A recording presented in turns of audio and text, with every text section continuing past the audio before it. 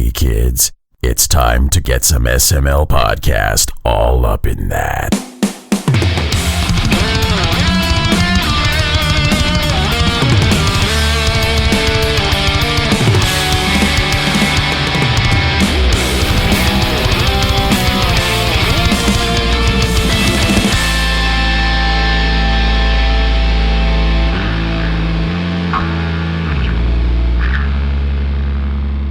What's up, everybody? This is the SML podcast. I am your host, Joe. Joining as usual, Cole. How are you doing? I am not dead. You're not dead. Good. Yeah.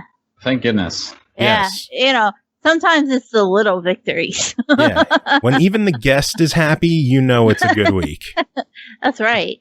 We have a guest. We do have a guest. I'm here to guest. That's Here to what I'm guest. in. Guest, how I'm are into you? it. Josiah Colborn, how are you? I am very well. We're a couple days into our Kickstarter, so as you may have heard rumors from developers all over the planet, that means everything feels harried and chaotic at all times. But I consider this to be a almost like a delightful little break, a little social time, which even if I wasn't running a Kickstarter would be rare in this day and age. So I'm very, I'm relaxed and excited to be here. Well, you say that you have a Kickstarter. We should probably mention what you're kickstarting. So the company you are a part of is Turning Wheel. Yes? Yes, that's right. Turning Wheel LLC, creators of Barony. Barony. Has anyone ever called it Barony? Yeah, you maybe wouldn't be surprised at the bewildering things that people have called it. Although mostly my friends making fun of the name of the game. Do tell. Oh well, I don't know if he would mind me saying who he is, but just in case, I won't let you know who he is. He likes to call it Broloney. Broloney. Yeah, and many folks like to joke and call it Brony. Yeah, I kind of figured that one. Being a Brony was more of a thing, I don't know, a decade or so ago. There's an Easter egg tied to that, I've been told. Oh, yep. The rumors are true. It's a secret. There's an achievement associated with it and everything. Yeah. I seen it on the wiki because I wasn't good enough to get that far. Oh yeah. Well, few people are, and that's that's something we could talk about a little bit. Is the crazy difficulty and the things that we've done to try to both embrace that, but also help prepare players for it, because the kind of game that Barony is, and people's expectations of the quality level of indie games, people just don't really know what to expect. And so a lot of times people will assume the game is broken when they really just don't know how to play it yet, or make all sorts of incorrect assumptions about what the game's doing because, they misinterpret something that's going on. And that's fair. Like, the game was released for 5 years and we had absolutely no tutorialization of any kind whatsoever. Wow. And, which is like, it's a bold move. Let's see how it pays off, right? Yeah. But,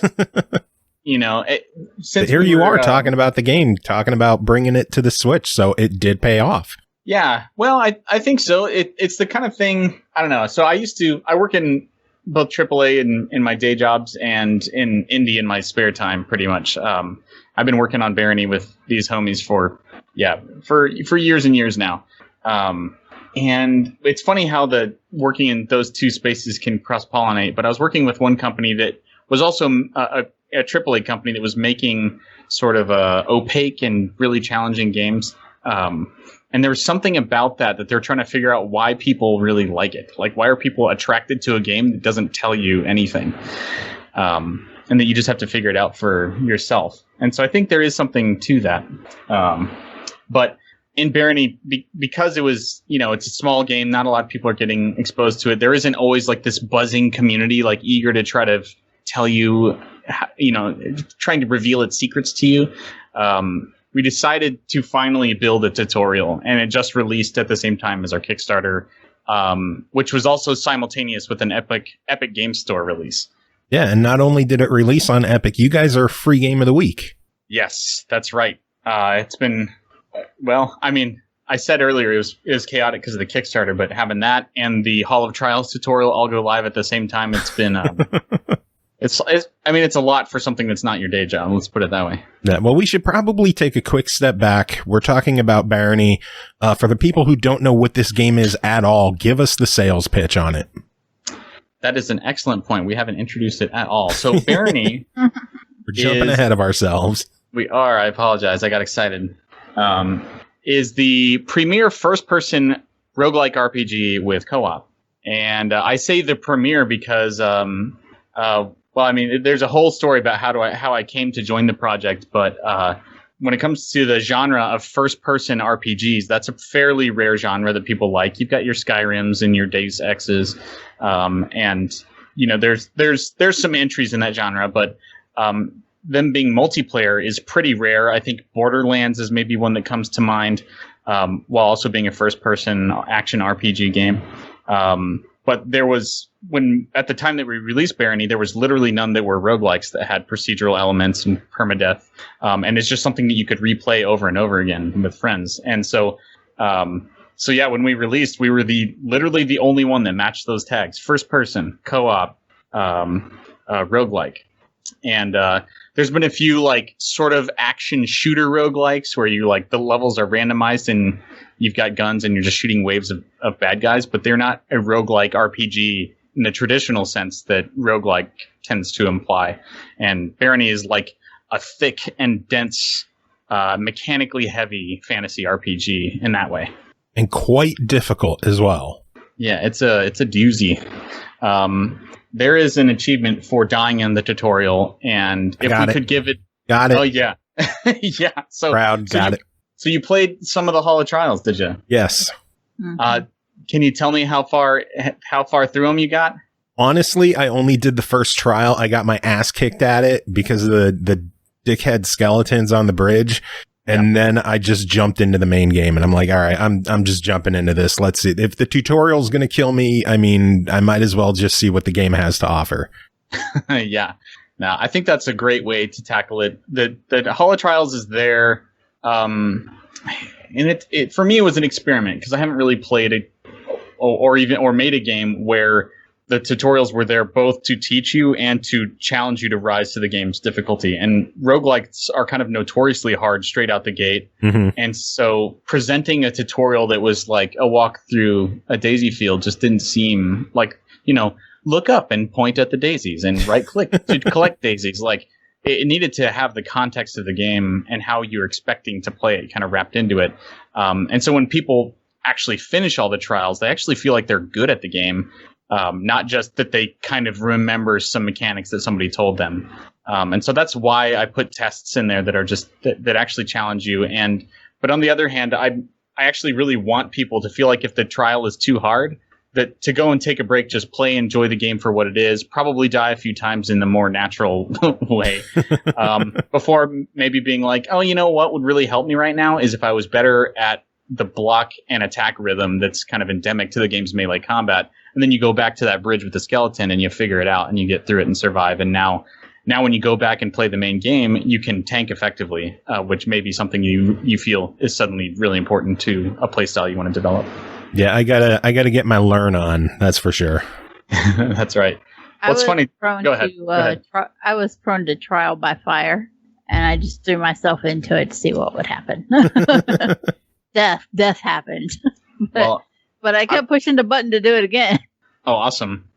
Well, I don't think there's anything wrong with that. That's how the game was played for 5 years. That's how I played the game when I joined the project. And to some extent, I think it's how hardcore roguelike fans, that's how they want to play. Mm-hmm. And we didn't want to take that experience away from them either. Like, learn by dying is sort of the mantra of roguelike design. And I'm not... You know, we really want to be identified as a roguelike. And a lot of people will call us roguelite. A lot of people are really like religious about what gets to count as being in the roguelike club. Yeah, I'm not that person. I play a shit ton of them, but I am not one of those people. Oh, yeah. I know there's people who are like, it's a like, not a like. Yeah. Yeah, I think everybody's got their own definition, and I think it's important that, you know, we have words that mean things so that we can have, you know, meaningful conversations without having to define our words all the time. But for me, the big difference between a roguelike and a roguelite is that a roguelite saves your progress and lets you eventually, if you just play it enough, eventually you will win. Whereas for me, with a roguelike, the permadeath, until you get good, there's no way that you're winning. And that's until you really learn the game. And so for me, that's why I like to call it a roguelike. But other people in their definitions, if it's not turn-based, there's certainly no way it can be a roguelike. Fuck them.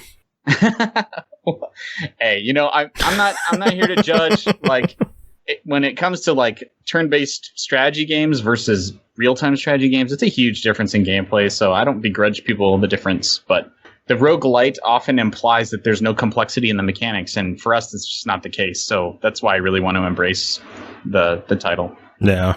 So how has the game performed on PC so far? You said it just launched on Epic. How long has it been on Steam? So it's been released on Steam for 5 years. We just passed that threshold, I guess, last week or something, maybe a couple weeks ago. And man, it's had an interesting journey. We've updated it with 5 free major content updates now. So I suppose maybe one per year. Although I think we worked on an update from 2016 to 2018 that was easily our biggest update to date. And then we released 2 updates the next year with our paid DLC. So anyway, it doesn't space out exactly to 1 a year, but it's definitely, the work has been consistent every year. We're working towards a release for Barony, and the game's performed well enough. We're not all like in our yachts with no other job. We're still an indie operation, working from home, just a bunch of folks getting to know each other through the internet and making a game together, making payments on the yacht. That's right. Penny at a time. Yeah. Yeah, I haven't asked the folks at Yacht Club Games if they have yachts yet, but I'm pretty sure that's why when they went independent from their former employer, they're like, we're going to go make our own money and we're going to buy some stinking yachts. Beautiful. Definitely the sales, the continual sales from the game, and the fact that it's got a 91% average positive rating has been enough to tell us that that it's a good game. It's a game that's worth our time working on, and our fan base is absolutely rabid for the game because there's no replacement for Barony. Like, you can't be like, this game's like Barony but better. Like, there's just nothing in the same wheelhouse right now. Yeah, it's a very unique game. I'm having a lot of fun with it, even though it is kicking my ass. Cole, how have you done with it so far? Well, I fell off of an area and like where there was it was like a pit, and I died. And then I got killed by a rat because I was trying to read a book. And then then I stumbled upon where apparently somebody else had come to their untimely demise.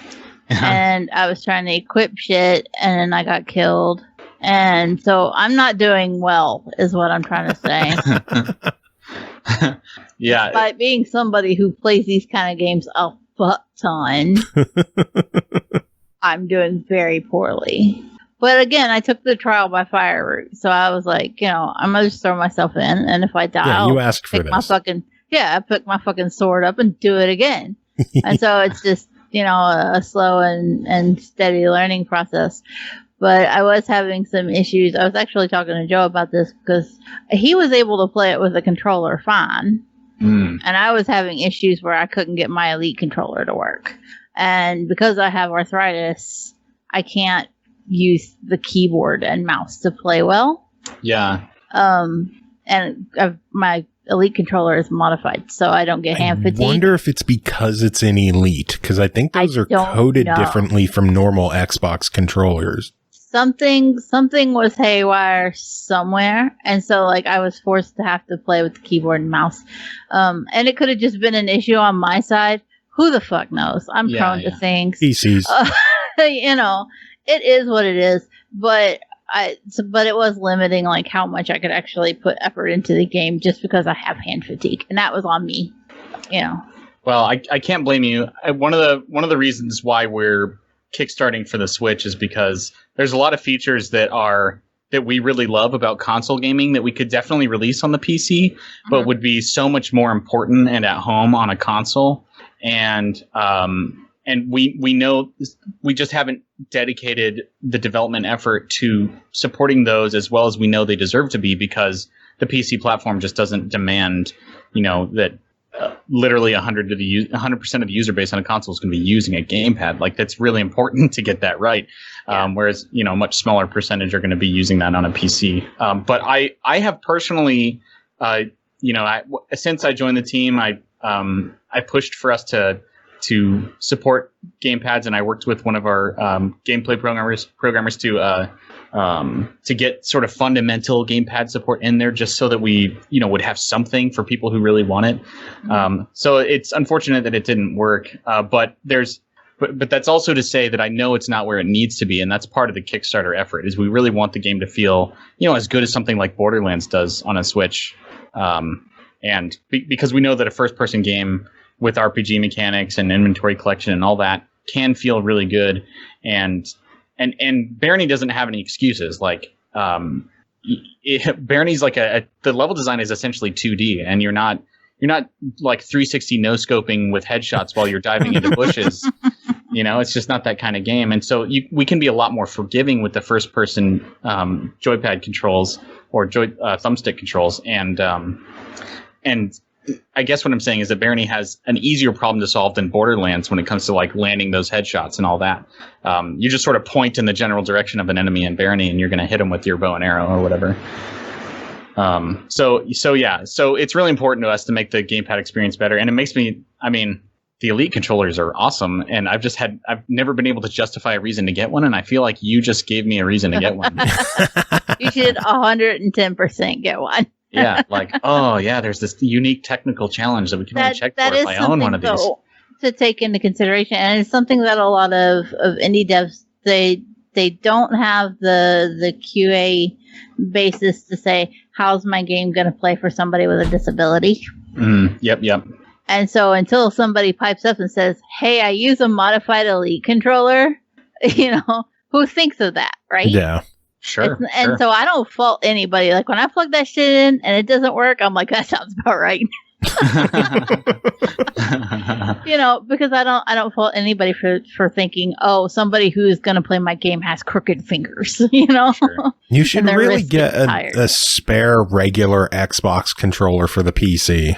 We have one, but it's on David's computer all the time, and I never think to grab it. But gosh darn it, David. Yeah, he has his, and if I do think about it, it's because he's sitting there playing. He's on a Far Cry 5 kick right now, and I couldn't get that controller from him if my life depended on it. But we do have come to think of it, the girls have their spares, but my PC doesn't have Bluetooth, so I have to plug in hardwired, and theirs are not. They would kill me if I took their controller too. Come to think of it. I'm not coming under the fight with my husband and children for their controllers. Kickstarter stretch goal is going to be to get Cola another controller for her PC. That's a great plan. I'll write that down. Not a modified Elite. What are some of the? I'd still be whining. What are some of the stretch goals of your Kickstarter? Or do you have any plans to look at Xbox or PlayStation at all? So I'll address those as two different questions. So I knew nothing about running a Kickstarter when I first started into this venture, but I've heard a lot of advice from crowdfunding professionals that say don't talk about your stretch goals. And so we actually haven't announced any of our stretch goals yet. We have a lot of really exciting stretch goals just waiting in the wings that we're really pumped up to talk about, but just unfortunately, they just literally don't matter until our basic funding gets done. And if our audience isn't excited by our basic funding goal, then it's not going to make it regardless. So I've been following the advice and trying to make sure not to talk too much about the stretch goals. And if we need to, we might actually have to. I don't want to get too much into it, but like. If it turns out this isn't enough to inspire funding from the community, then we might have to rejigger some of our goals that we have currently announced to make sure that the community believes in this as a Kickstarter. They think it's worth funding. So But regarding other consoles, one of the things that I'm happy to acknowledge totally publicly is that all the work that we're doing right now to make gamepad support better, to overhaul the UI, and to support couch co-op and split screen, 100% of those things are going to make it so much easier to port to another console. And I would really like to do that. I feel like it would be small potatoes compared to porting to the Switch, because just the cost of redoing an entire game's UI and making it so it supports a gamepad well is such a larger technical cost, let alone the art cost, to make that happen. And so those costs are already paid when we decide that it's time to port to another system. So, who knows? Let's say the game funds like crazy, go nuts, thanks to your guys' podcasts. It's going to be huge. And no, if you're relying solely on our podcast, you guys are in a lot of trouble. Well, in that one tweet I put it, you don't think that's going to do it? But regardless, if we go nuts with the funding, then we will, we'll definitely start looking at how we can make sure to pay it forward to our community by making sure we have stretch goals in there, and something like physical copies of the game on Switch, ported to other systems. Like, these are things that we know that people want and are hungry for, and we just want the financial opportunity to be able to do it. Dirk 3K in chat says they've been recommending the game to everyone they find. So there's someone who is out there fighting the good fight. I know 3K. And forgive me if I'm misrepresenting, Dirk, but you were a fan of the game sort of back in the earlier days, and now you've recently come back with the Hall of Trials and EGS store updates and are rediscovering the game, if I'm not mistaken. Well, we'll find out. We'll find out. There's a delay. Yeah, they said correct. So yeah. You are correct. Yeah, and I guess that's a byproduct of having a niche game that doesn't have another product servicing that audience that's been around and been supported as long as ours. I think we're going to find diehard fans, and we so much appreciate the dedication that they've showed to the project, or the product at least. And Siesta in chat with a senpai noticed you. I know Siesta too. I mean, I'm going to be in here noticing everybody. I should probably try to focus, because I love these folks. I will chat with them all day. So you mentioned some of the Kickstarter rewards. What other ones do you have in your pocket that aren't the stretch goals that you can't talk about? Sure. So the three major, or maybe four major project goals is just get a port done to the Switch, which is its own technological effort. There's the split screen couch co-op, and there's wireless multiplayer, so like local wireless LAN, so that you can all be in handheld mode and do 4 players that way. And then the complete overhaul of the UI and the gamepad support. So those are like the fundamental project goals. As for the backer rewards and what individuals get by being a backer with us, we have, of course, keys of the game for whatever platform the game's going to be released on. And from then on, it's kind of bonuses that you get to add to the game, and sort of personalize it in a way that everybody who plays it will get to experience. So being a roguelike, we really wanted to embrace randomization as one of the qualities of the game. And so sometime, I think, maybe when we released the Cursed Edition in 2016, we put in a random name button, so you don't have to type your own name anymore. You just press random name until you like whatever goofy thing we put in the list. And so our first sort of bonus reward is have a name of your choosing added to the random names list. And then we have the next tier up, we have a statue of a character that you get to decide what they look like. Is added to a special area in the game that people can find and discover. And if you click on the statue, it'll give you a special message. And then the next tiers up, you get to, we call it the Game Master tier, where you get to design a new item or spell that's going to go into the game that players will be able to find. Nice. Yeah, I'm actually really excited about that one. I'm really curious, because I'm sure that there's people that are going to be backing at that tier who have just been like, oh man, if this game just had this one, my favorite D&D character used to always wield this weird weapon, and I really want it in the game. Like, I just think it's going to be really exciting to see what people have to share that they really want to see. And then our highest tier is the legendary champion tier. So you get to design, you get everything, and all tiers get everything below in the tier below, as I'm sure you've seen is pretty common on Kickstarters. But at that tier, you get to define an NPC character that people will run into in the dungeon that will have whatever qualities you defined about them. And they'll either be able to recruit you, or you might be a mini boss enemy that they run across and end up killing players or whatnot. So those are our tasty in-game rewards. That makes me wish I had the money to. I'm going to hold a Kickstarter to raise the money to fund your Kickstarter at the legendary champion goal. I will be a backer on your Kickstarter, my friend. Sounds like a worthy cause to me. It's time to change the bit bar, Joe. Yeah, it is. We don't have much time on this one. Ian said he wants to look like a mutant hot dog. Well, we have ghouls in the game, so we're close. I see you're linking to the Kickstarter. I really appreciate that. So we just announced last night a new tier that has a custom-made leather switch case. I was just gonna bring that up. I love the leather switch case. That looks badass. It's an opportunity we did not expect to get to be able to make that switch case. When we went into this, I took for granted we weren't going to be doing physical rewards. I'm not sure if you've heard the horror stories, but like indies will have this great successful little campaign. They'll be like, oh yeah, we can make a cheap game for like $20,000. It'll be fun. And yeah, we'll give everybody shirts and we'll give everybody custom shoelaces or whatever. That's all your budget right there. Yeah. And then, the physical rewards and managing them, suddenly they're like, oh wait, you have to pay a warehouse to store these things. Like it bankrupts the project and it never comes out. And we know we can make a game. I don't know if I can run a successful t-shirt company. Like that's not my business. Yeah. And so I really wanted to stay out of the physical rewards game. And so I did. But my good friend, Tobias McCurry, I'm sure he won't mind me mentioning him. He's actually been on TV. He was part of the reality, geek fandom show called Steampunked. I don't know if you ever heard of that. I have not. Tell me about that. Sell this show to me. It sounds interesting. Well, I can tell you I've watched at least one episode because my boy Tobias was in that first episode as one of the contestants to be like a cool, their goal was to make cool like steampunk stuff and have it judged by like steampunk aficionado judges.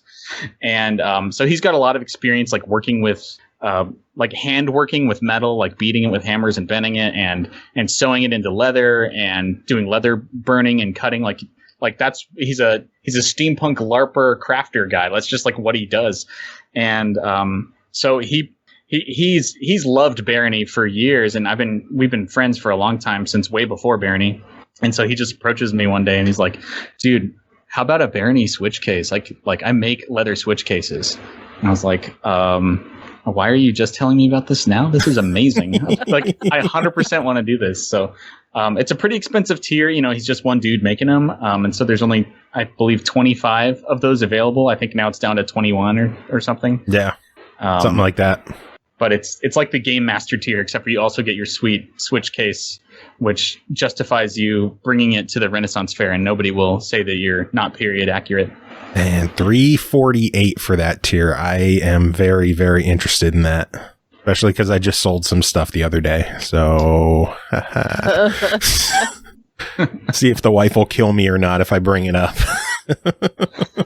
I don't know if you're aware of this, but Joe has quite an extensive collection of gaming goods. Oh, does he? Well, I see in the video I've got the stream going. You've got quite some paraphernalia back there. That's not even a quarter of it. It's not. I believe it. I have so much more. Yes, and a swarm of fluffy kittens as well. My horde of cats. Oh, I'm a cat guy. I love cats. How many do you have, if any? I just have the one. So I'm a married father of 3 that's essentially working 2 jobs. So like I try to keep my responsibilities down where I can. But the one cat, we always have one cat in the house, and I always love the heck out of it. Cats are like potato chips. You can't have just one. Oh man. Yeah, we learned the hard way. I guess I'm not a cat. I don't really love my cat anymore. I mean, nobody loves their cat compared to the way Joe loves cats. Hey, It's true. Hey, I can believe it. I do love 3, Coltrane. and Joe's like, that's not enough cats. 3, ha, beginner numbers. Noob. No, I mean, being totally honest with myself, like if I really loved cats, I would quit my second job just to make time for them. Like if I really loved it that much. But I apparently don't. My priorities are in the wrong place.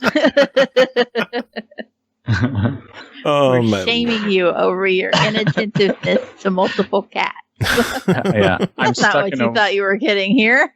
I'm stuck in a world of material goods. Look, we all need a reminder from time to time to embrace love. And cats. And well, like I said, love. Yes. Well, in my house we have the phrase "beware the death blades." Oh yeah. Because you can love a cat too much. Yeah. And then the death blades come out. I have a 7-year-old. And so we're always warning her, like, we realize you love Castiel, but put him down. Oh, you named your cat Castiel. Well, one of them. Nice. Yeah. We were big Supernatural fans for a long time. It's a great show. Good thing to name your cat. I'm with you. We used to have a goat named Winchester, if that tells you how much I like Supernatural. It tells me how much you like goats. I love goats. I miss having goats. Don't make me. I was crying about this earlier. I was like, man, I miss having goats. My wife her uncle used to have goats. Goats they're cool. We're animal people. Before I was working in the game industry, in fact, I left my pet store job to have my first game industry job. Huh. Yeah. That's a good change of pace right there, though. It was fair. Yeah, it was great. Well, I suppose it represents my long-term priorities. Like, I really do like animals. I just like video games more. Goals. Yeah, that's right. Hashtag. So, when I first met you, it was earlier this year back at an event called MAGFest. Mm-hmm. Since then, the world has changed drastically. How has the virus affected development on Barony? That's an interesting question.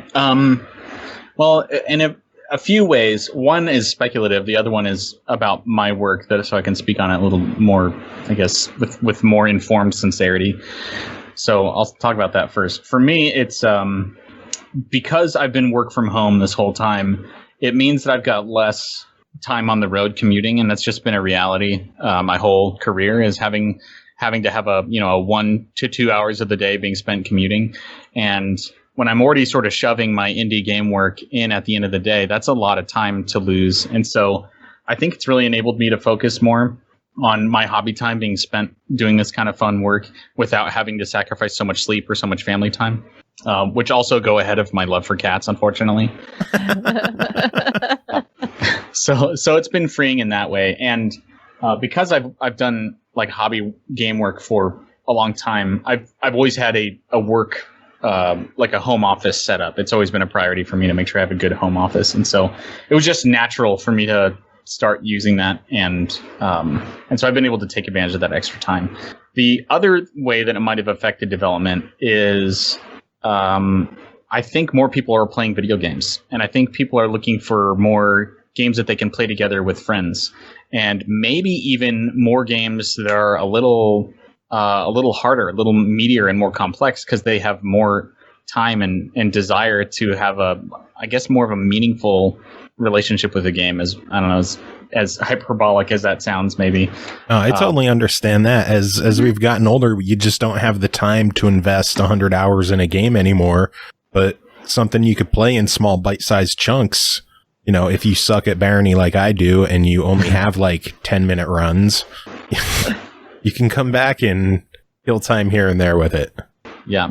Yeah. So I think, and just looking at our sales trends over the last several months, like Barony's been performing better since everybody's been staying at home and hasn't had much of any other way to, spend time with their friends, but they can go co-op dungeon running together with them. So I don't know. That's where I'm speculating. Like, I don't know how much. Of course, there's no metric for how I would measure. I suppose I could send out a survey. Like, did you buy Barony because of COVID? But knock on everyone's door. Make sure you have a mask on, but just knock on everyone's door. You buy Barony? Like, who are you? What's a Barony? Are you talking about those ponies again? Get off my lawn.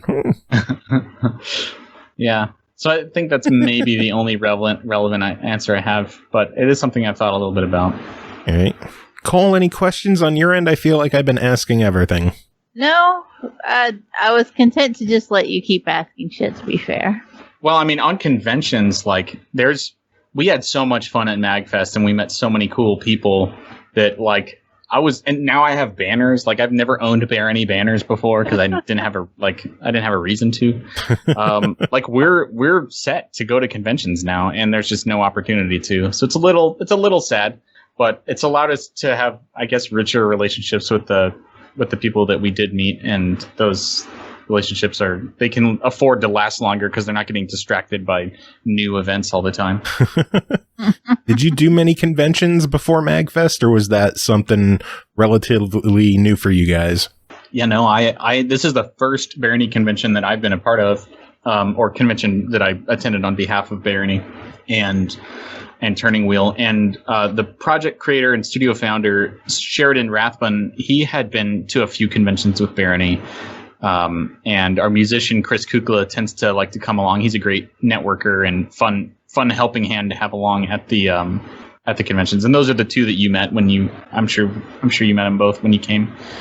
So those two had together gone and done some Barony stuff before, but that was before I was a part of the team. And so this was my first opportunity to do it. It was a lot of fun. Nice.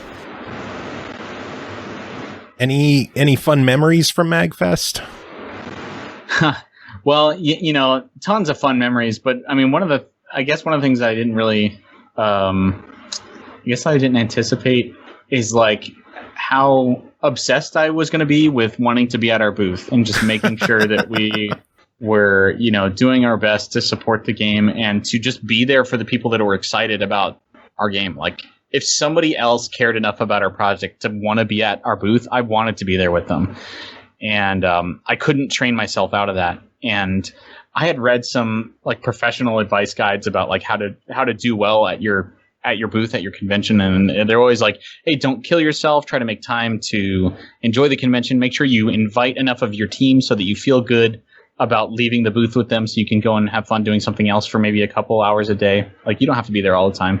And that's one of the reasons why we made sure to bring three of us, is so we could always have two people at the booth and one person could be taking a break for even a couple hours. Yeah. But I just literally never embraced it. Like, we wrote out a schedule and everything. We made sure that all of us would have an opportunity. And like, when it came up to be our turns, we were just like, nah, I'll be staying here at the booth, actually. So I mean, in one way, that's kind of it made the experience sort of one note. It was really about this for me, as being there with the fans at the booth. But there's nothing that's not personal about this project. You know, we do it in our spare time. It's a labor of love. And so when I see somebody loving it and interested in learning about it, I just want to be there. Like, I'd rather be there than going and playing a game or listening to a panel. And that's something that I've been to several PAXs. I used to live in the Pacific Northwest, and I went to probably 8 years of PAX, and I loved going to panels, and I loved being part of the convention. But this time I just wasn't even tempted. It was weird. Crazy. Normally, everyone we talk to who's been at MAGFest is like, oh man, I just partied all night. I couldn't even make it to the one morning I didn't make it down to the booth until noon. And people usually party their faces off at MAGFest. No partying for you there? No, we didn't party. I mean, wow. The closest we had is that, like, after a particularly long day, I believe it was Chris that went out and he got he got 2 6-packs and brought them back to the room, and we just we watched videos of people playing AI Dungeon, and we drank the beer, and we had a good night's sleep so that we would be like good to go the next morning. Well, if there's ever another MAGFest and you guys go there, I'm going to meet up with you and we're going to have a fun time. Well, I think that'd be fun. And I think a big part of my focus on that, like the sort of the professional aspect of MAGFest, at least as a what's it called? The person who is showcasing there, presenter maybe. Yeah, that works. Yeah, it was all new to me. It's literally the first time I've been responsible for it. So there's so much to learn. It was a completely new experience for me. And so maybe next time I'll feel a little more free. And I guess to be fair as well, like we went to the indie like gathering events, and we developed some really good relationships with some of the other indies. And I wouldn't call it a party. They even called it a social mixer. And it's exactly what it was. But we made some really good relationships, like with I don't know if you met the people who did the Knocked game. Yes, a lot of time. He's actually been on the show before.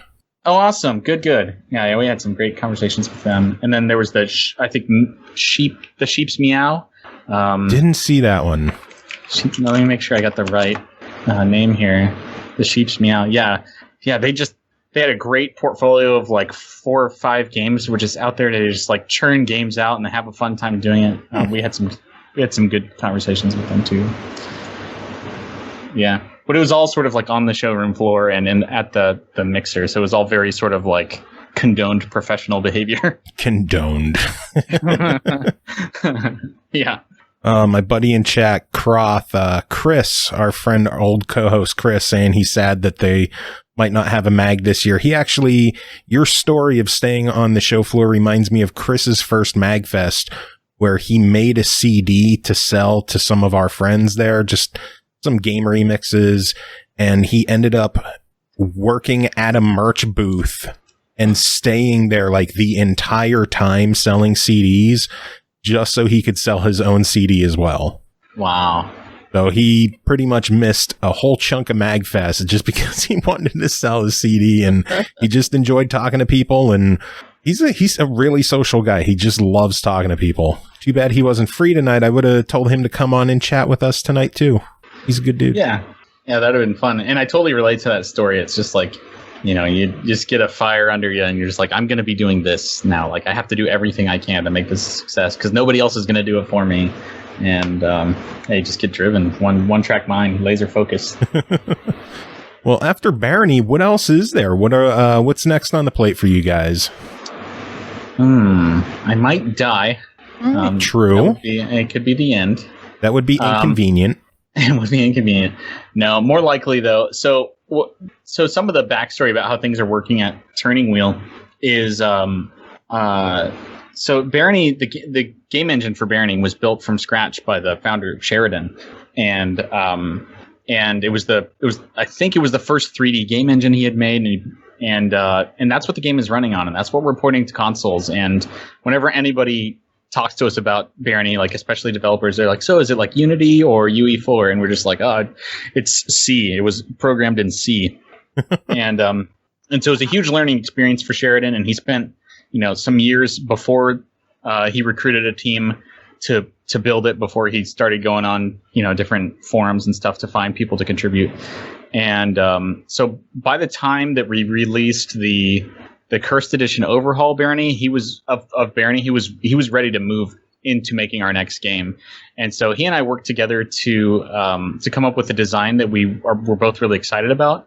And he's like, all right, it's time to make a new engine for this bad boy. And so starting from scratch again. Yep. He's like, I learned a lot, made a lot of mistakes. There's things about Barony I know I could do better now. And so, he started working on the engine. I started working on the design documents and the art direction. And so, yeah, we have a working prototype of that game with a lot, like the vast majority of the technology in place and the art direction settled and a lot of design documentation.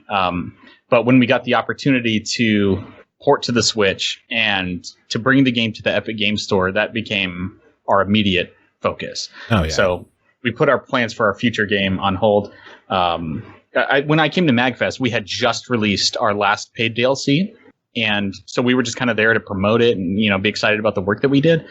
But the coming months after that, just, we had, just before we came, we had fallen into the deal with Nintendo that we could bring it to the Switch. And we're like, there's a lot of work to do on Barony before we're ready to move on. So, but anyway, our team's a little bit bigger now. We have 3 programmers, and so we can afford to divide our attention a little. So once things get settled away on the Switch, our plan is to make sure we have some constant development effort on our next game. And I'm sure you guys are interested to know a little bit about what that game's going to, like, how's that game going to compare to Barony, or what would be the number one thing you're interested in learning about it?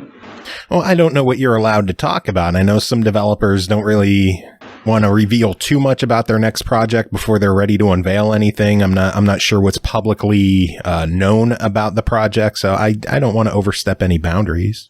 Oh, okay. We want you to tell us everything. Yeah, that too. I didn't pick up that subtext, but that makes a lot of sense. Like, listen, whatever you want to tell us, please. So, well, I mean, we've got a website up for it. It's called Space Punk, or at least that's the name we picked some couple of years ago. There's some story behind that. Since then, about like 4 games named something Punk has come out. And so we're we might consider revisiting the name at some point, or maybe when the game is finally done, those games will be so old that nobody will remember them anymore, and it'll be okay to go ahead and use the Punk suffix again. But it's another first-person 4-player cooperative game with procedural levels, but it's not a roguelike, and it's a deep space sci-fi game.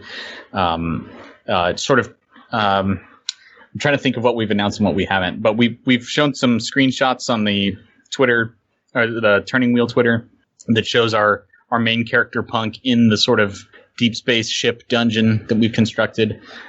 So from that, you can extrapolate some things about what the game's going to be like to play. But there's a lot of things that we love about systems-driven games that we really want to embrace, and do some things that we haven't seen games do before with procedural generation.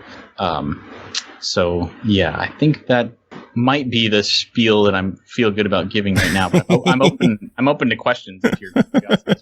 Is the character's name Punk? No, the player's going to have some agency over how their character looks, but ultimately it's important that the character is a sort of a punk persona, because the efforts that are afoot on the ship that you have to deal with are a sort of they're an authority in nature, and so you're fighting the system in some literal and figurative ways, and so a punk is just too good of a dad joke to pass up. Love it. Any platforms decided on for that one yet, or is that still all up in the air, just PC only? We're going forward, especially because of the work that we're doing with Barony and the work that we always wanted to do with Barony. We want to make cross-platform games. We love console games and PC games at Turning Wheel. I've beaten Barony with a controller playing as the Mesmer class before, when I last tested our proposed controller redesign. You're just showing off. Yeah, I guess I did say I beat the game, which is like a really big deal. But yeah, I was able to do it on the controller, and I had a good time doing it. And I want to play this game split screen, and it's just something I know I would almost never have the opportunity to do on a PC. So anyway, I guess with that in mind, the engine has been developed with that technology planned ahead for that. We're going to be supporting gamepads, split screen, PC. I don't recall if we're going to be as cross-platform as Barony. Barony's a Mac, PC, and Linux game. And I would need to consult with Sheridan and our other tech contributors to figure out how much of that effort we're spending, again, just because the Windows audience has been so much larger. Yeah. Than the rest of our audience. Although we still get, every time we do a big release, we get a couple of questions from our Linux crowd, and I'm like, oh, they exist. And I see you and I respect you. It's like Windows Phone users. There were a couple of them out there. We loved it. Guilty as charged. We loved it. Yeah. Oh, you were among us. Oh, I still have mine sitting out in the living room that I use to play like Final Fantasy on. That's amazing. I would still be using mine if it didn't die. Like one day it just stopped coming on and refused to charge, and I was just like, well, no. Rip. Yeah. I had That's a good bummer. Yeah. Rip Windows Phone. Yep. So Barony's coming to Windows Phone. You didn't say no. You know, Windows that Play is- Anywhere. it seems highly unlikely. I'm never going to say never, but Tiger pretty and sure- Tiger R Zone and the N-Gage, Virtual Boy. Let's get all the crazy consoles. yeah. What is the Neo Geo Pocket? Yes. Well, okay. Well, on the subject of handheld Barony, though, I mean, one of the things I'd love to talk about with Barony, and one of the reasons why we're kickstarting the Switch port, you know, I could have tried to reach out to any of the publishers. But when the Turning Wheel talked about it, and we thought about all the consoles that would be perfect for Barony, it was just, there was no doubt in our minds that the Switch was the one we needed to do first. And there's like, you know, the people who have played Barony I hope this resonates with them, because it really resonated with us. The format of the game is like quick sessions. It's like pick up and play. And so for a portable gaming system, like maybe some of the folks here, like in your audience or yourselves, have sat down on a bus and tried to play Skyrim or something. I can't see it. It doesn't make sense to me. That's a game you got to invest in and get your headspace into. But Barony is so like bite-sized consumable. You can literally run through a dungeon floor in 5 minutes and have a satisfying role-playing combat experience doing that. And but also just being able to bring it over to your homie's house and just have your two Switches and hanging around a table like you would if you were doing pen and paper role-playing. It's got everything that we would want as an audience of Barony that the other consoles don't provide at this time. So Yeah. Anyway, How many players are you looking to get for Barony? like a total sales count? Well, like at a time, how many players concurrently? Oh, well, Like in a session? I got Just two? No, so we got 4-player support. Yeah, so you can do your fighter rogue, or rather warrior rogue wizard healer party if you want to. That's totally viable. Or maybe do a cleric instead of a healer, or do the ninja instead of the rogue, or maybe you all want to be goblin jokers with throwing pie literally and casting a confuse spell on each other. Like, you can do all that in Barony right now. And that's like, I think you get more players in that, and it gets a little chaotic for my tastes. Like, people are going in every direction. It's hard to communicate because there's just too many voices in the room. And you don't even realize when a friend of yours has died because he's in another area of the dungeon that you just haven't even explored yet. So anyway, Barony is 1 to 4 players. It always has been, but we do have an experimental branch that you can access on Steam that lets you try playing in 16 players. Oh. Yeah. And I mean, I don't want to imply that we're committed to anything right now, but it's one of those things that we've thought a bit about, like what kind of game mode could we make in Barony that would actually be fun in 16 players? That would actually feel like it matches the gameplay.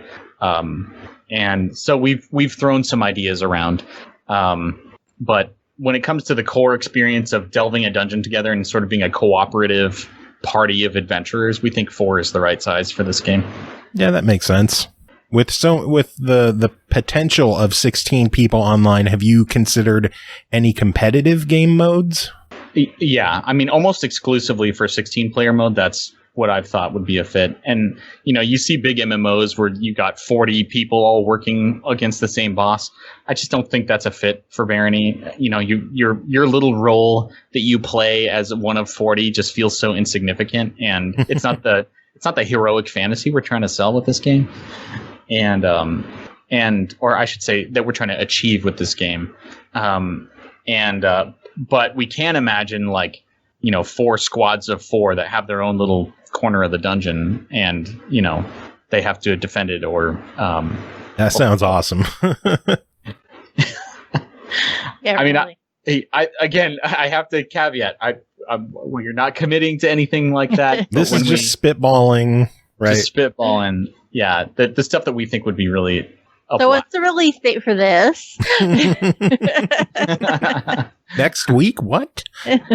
Confirmed? It's our first stretch goal. $100 over our limit. No, it's definitely one of the things we've talked about, because we've actually had we've had some really fun times watching our community, just do whatever they do with the 16 player branch, and it's like not supported in any way. We're like, yeah, you're going to crash. Like, yes, the UI is going to break. It's not going to look correct, because we just have no way to officially support that while still building the rest of like the core 4-player experience. But regardless of all of those caveats that make it an objectively worse, less polished game, our community has gotten together and done like wild stuff. Like, all right, everybody get down to the next dungeon floor. You have 1 minute to kill as many monsters and collect as much treasure as you can, and then it's Battle Royale. Like, the last one to survive goes to the next floor, and then we do it again. That's cool. The videos are a blast to watch because it really works. Like, it just works. And these are just like some arbitrary rules that the fans are like, it'd be fun. And it's really inspiring to see. Any thoughts of adopting those into like official game styles in the game? Talk with the creators. Yeah, that's kind of the inspiration for thinking about, a competitive multiplayer mode. But as much as we're just spitballing here in this conversation, that's about as far as the conversation's gone. Yeah. At Turning Wheel, because like I said, the technical and creative effort of just getting the thing to feel good on a Switch alone is more than enough for us right now. It's why we're kickstarting instead of just kind of doing what we've been doing for the last 5 years, which is just slowly develop in our own time. It's like, well, we really need a Kickstarter to accelerate this so it doesn't take. The Switch is going to be a dead system by the time we get it out. Like we want to strike while the iron's hot, while indies love the Switch. Yeah. So that's why we just got to stay focused.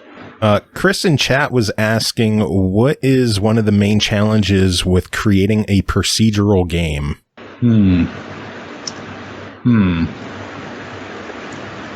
That's an interesting question. I would say I would split it into two categories of technical challenges and then creative design challenges, because there's compromises in both courts. And like, let's just say as a level designer, all of the tutorial stuff that I built for Hollow Trials is 100% scripted. I've eliminated randomization wherever I can so that I can teach a consistent lesson to the player every single time. And in some cases have like a dramatic experience that you just wouldn't be able to plan for in a procedural game. And so it really draws contrast between the kind of experience you can build for the player versus what the procedural experience just ends up being. And so trying to design for a procedural generation system, especially with level design, you just have to embrace that there's things you're not ever going to know as a designer, that you literally just can't predict what's going to happen, and make that part of your design rule set, and to, in a way, make it sacred, because if you fail to make it sacred, then you'll be fighting against it and making your game worse the whole time. So, there's on the technology, and that's one of the reasons why we want to make Space Punk, is because we think that there's some ways to build some drama into your procedural content generation. And I don't mean like soap opera drama, but like, pacing high and low moments that are not just incidental, but rather, a sequence of events that we can predict will occur, and can plan for, and make sure that the player has the highs and lows that are typical of game design. And it's just hard to do that without a really sophisticated focus on making sure you're providing that experience. Like right now, the way that the level design works in Barony is we have about maybe 30 to 35 little level pieces per tile set, and the game just sort of spams them all over a giant area, and you get what you get. And sometimes the levels are really cool and interesting, and sometimes you get kind of a football field with traps in it. And I think they both have their merits, and they mix up the pacing in a way that's not deliberate, but at least it's different and keeps it fresh and interesting, like you'd want from procedural content. But we have minimal ability to prevent bad experiences from happening. Maybe that would be the best way to phrase the challenge of making a game with procedural content. No, because if shit happens sometimes, right? Yeah, Yeah, and it's like watching people play these tutorials. Like, if there's one thing that's just a little wrong with these tutorials, it can ruin the whole experience. And I think Barony's game systems are well designed enough to embrace the procedural design that very rarely happens in the main game. Like, to the extent that most people would, or I would say a lot of fans would say that doesn't really happen. But sometimes, like, we're always chasing bugs. Like, just yesterday, the main gameplay programmer for Barony, is a guy that goes by Wall of Justice on our forums. He was saying that he was playing the other day, and a level generated where he couldn't get to the exit. There was just no way for him to get to the exit, and it's like that's a game breaking, like, unacceptable result, and we all know that. Every fan knows that. Every designer knows that, and we as developers know that. And just sometimes the more variables you put in the system, the more likely it is to generate something like that. And you're going to, you catch a guy who's in the middle of a good run and he gets that situation, he's leaving a negative review on your game because it's unacceptable. It's totally unacceptable. Yeah. And we just do our best to make sure and squash those issues one at a time when we come across them. I actually had somewhat of a similar experience earlier. My only situation was it was a locked door in the way, so I could just beat the thing down. Yeah. But otherwise, I had no way out. Like, there was no key anywhere that I could find. So I don't know if that's an intentional thing, that you could have a floor with a key that just doesn't exist and you have to beat the door down, or if it was a hiccup or what. Yeah, that's a really good case study for this whole problem for a lot of reasons. One, there's totally the roguelike mindset was just like, yeah, that's what you ran into. You had a way to solve the problem. You thought of your own solution and it worked. Like, why are we complaining? That's sort of like the hard-nosed procedural is procedural, embrace it or die. This game's not for you. Yeah. Which is a little stern for me, if I'm being frank. But then there's like the technology solution for that is actually pretty straightforward. Like, when we place rooms on our little level chunks, maybe we should be able to define that there are doors that can never be locked, no matter what the procedural generator wants to do. Like, the entrance to the level, why would we ever want that to be? Is that ever going to be a good experience? We can make sure to exclude that. It's a very simple technology solution to make, for the vast majority of players, a more like creatively fulfilling kind of game. So it's just finding those compromises. Right. And then there's one more facet I want to mention. It's like, okay, but what if you picked the rogue and you started with lockpicks, and now you're like, and your party's like, the door's stinking locked, stupid door, this game's stupid. And you're like, hold on, team, I've got the lockpicks. And now it's that character's moment to shine. And or maybe on the other hand, maybe you've got the wizard and he's like, oh, I've done this before. Did you know that a single fireball will knock down that door? And he'll cast a spell and the door will explode into splinters, and everyone's like, whoa, that's epic. And then you move on and you had a good time. So anyway, it's fluid what's going to be good for the game and what's not. It's really hard to know what the right choices are sometimes. Makes sense. Well, I know we've been chatting for quite a while. Is there anything else that you wanted to talk about that we didn't bring up? My responsibility would be to keep plugging that Kickstarter. Yeah, tell us about the Kickstarter. What is the goal? How many days does it have?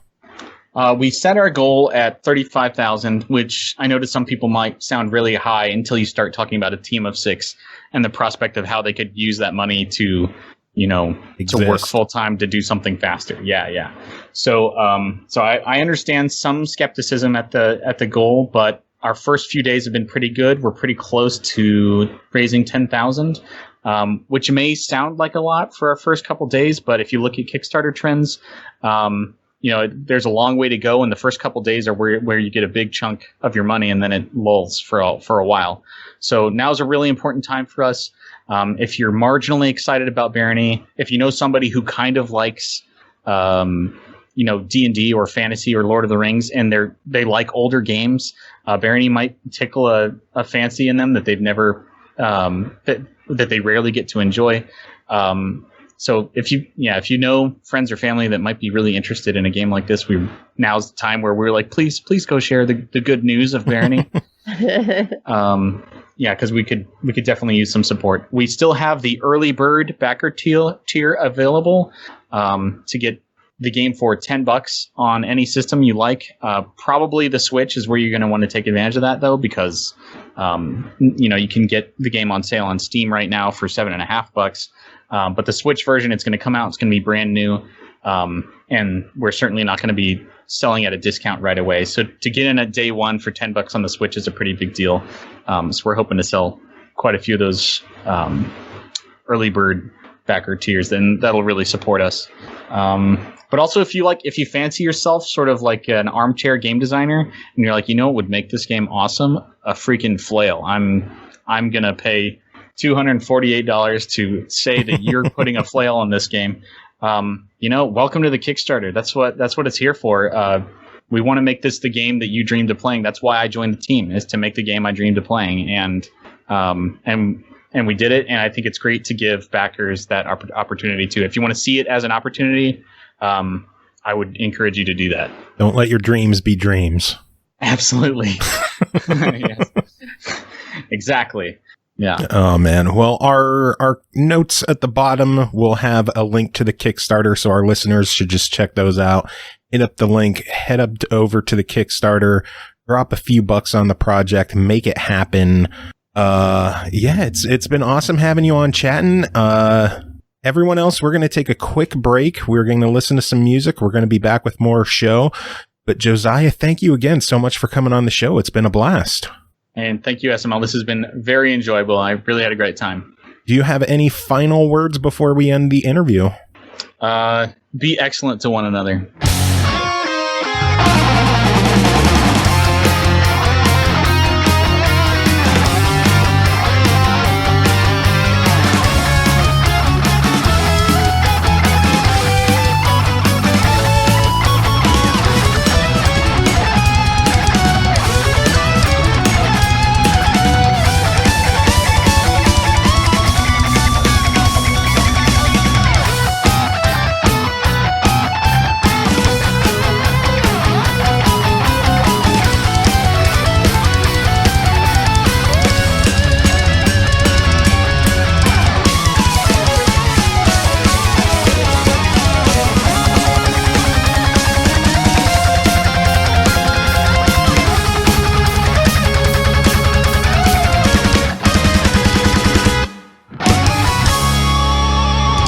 Welcome back, everyone. Thanks for sticking around. Another thanks to Josiah at Turning Wheel for joining us to talk about Barony.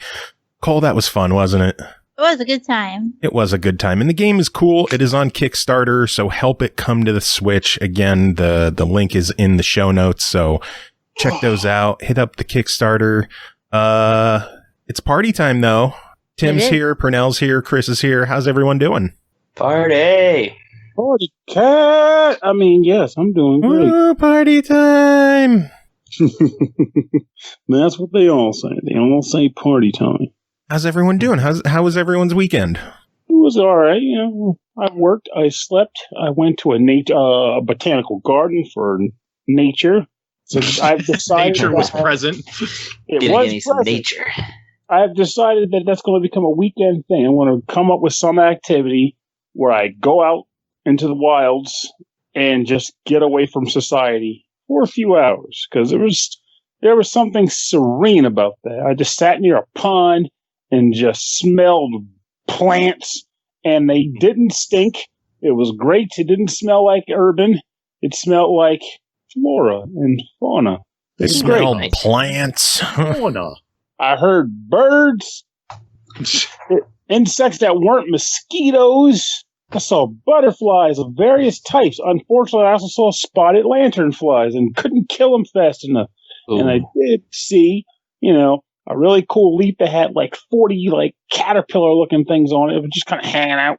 It was a very nice outing, and it was right in my own backyard. So I was like, I got to find more stuff like this. Hold on, back up. What the fuck's a spotted lanternfly? So I'm not sure how far out they go, and I'm not 100% on the context behind them, but what I do know is that they are apparently hanging out around here. They're all spawning around here, but they're not supposed to be here. They're not indigenous to this area, and they are not good for crops. So there's pretty much been a directive made where if you see them, you kill them. Ah, yes. Yeah, they are an invasive species. Mm-hmm. Fascinating. Mm-hmm. Primarily So it's in like- Pennsylvania. Yeah. Huh. It's like one of the. You're welcome, America. Look that up if you live in Pennsylvania, and then kill it if you see it. That's right. Like, It's how like did it show up? Did it just, like, was a larva in a Imports. box or something? Yeah. That's how You want to it hear something guess that it got dumbasses shipped in Kentucky did? Sure. They decided that the turkeys were starving. I don't know why. But they brought in Asian beetles, which look like ladybugs, but they're orange instead of red. And they stank, right? Because the theory is turkeys will fucking eat anything. They don't care. And so they released these Asian beetles to feed the turkeys. But they stank so bad that even the dumbass turkeys won't eat them. And so they went fucking wild. And now, like, you walk into people's houses in the spring and in the fall, and there will literally just be sheets of beetles on people's windows. on the window. You can walk outside of our houses, and there will just be, you can see them flying around as just everywhere. That's a serious Simpsons joke that's just happening right now in your hometown. And you're just like, fucking, I don't know, pull some, the lady who swallowed a spider bullshit and release something to eat these fucking beetles since the turkeys wouldn't do it. Something has to eat them. They literally just swarm by the millions. It's disgusting. Like, on the news, they're like, it's beetle time! Here's how you can catch them. Because, like, They're all excited about it. no pesticides actually kill them. And so their solution is hang a light bulb in the room that's infested, a bare light bulb, okay, because they're drawn to the light, Okay. and then put a bucket of soapy water under the light bulb. And then eventually they'll get tired of clinging to the light bulb and they fall down into the bucket. And they That's a drown. pretty stupid beetle. That's the only way you can kill them. That is a very dumb beetle.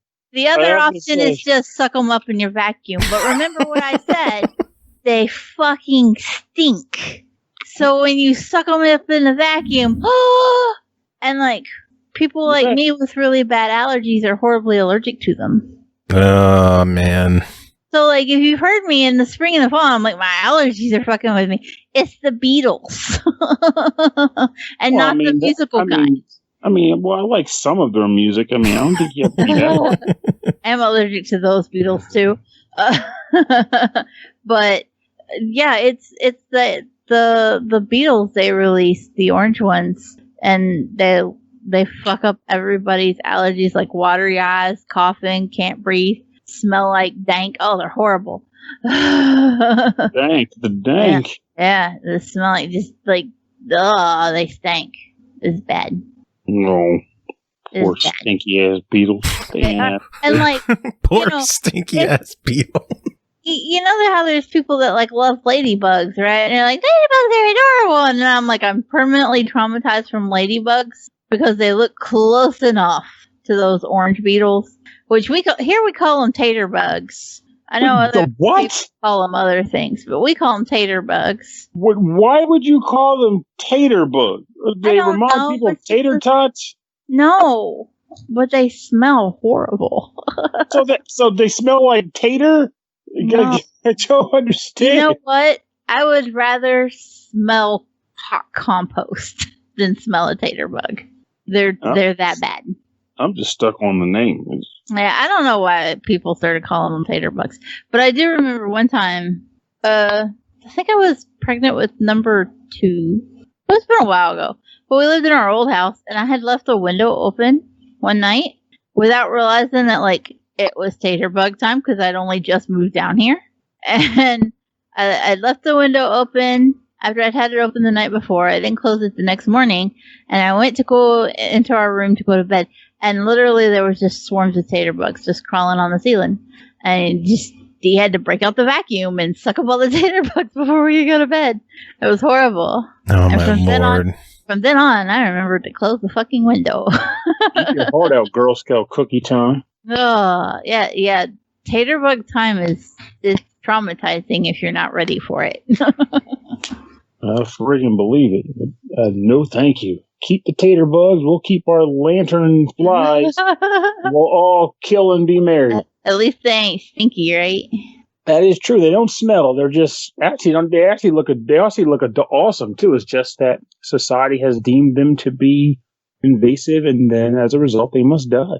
That's all. Terminate them. Terrible. Tim, what kind of bugs do you deal with up in Buffalo? That are like hazardous or problematic? Yeah.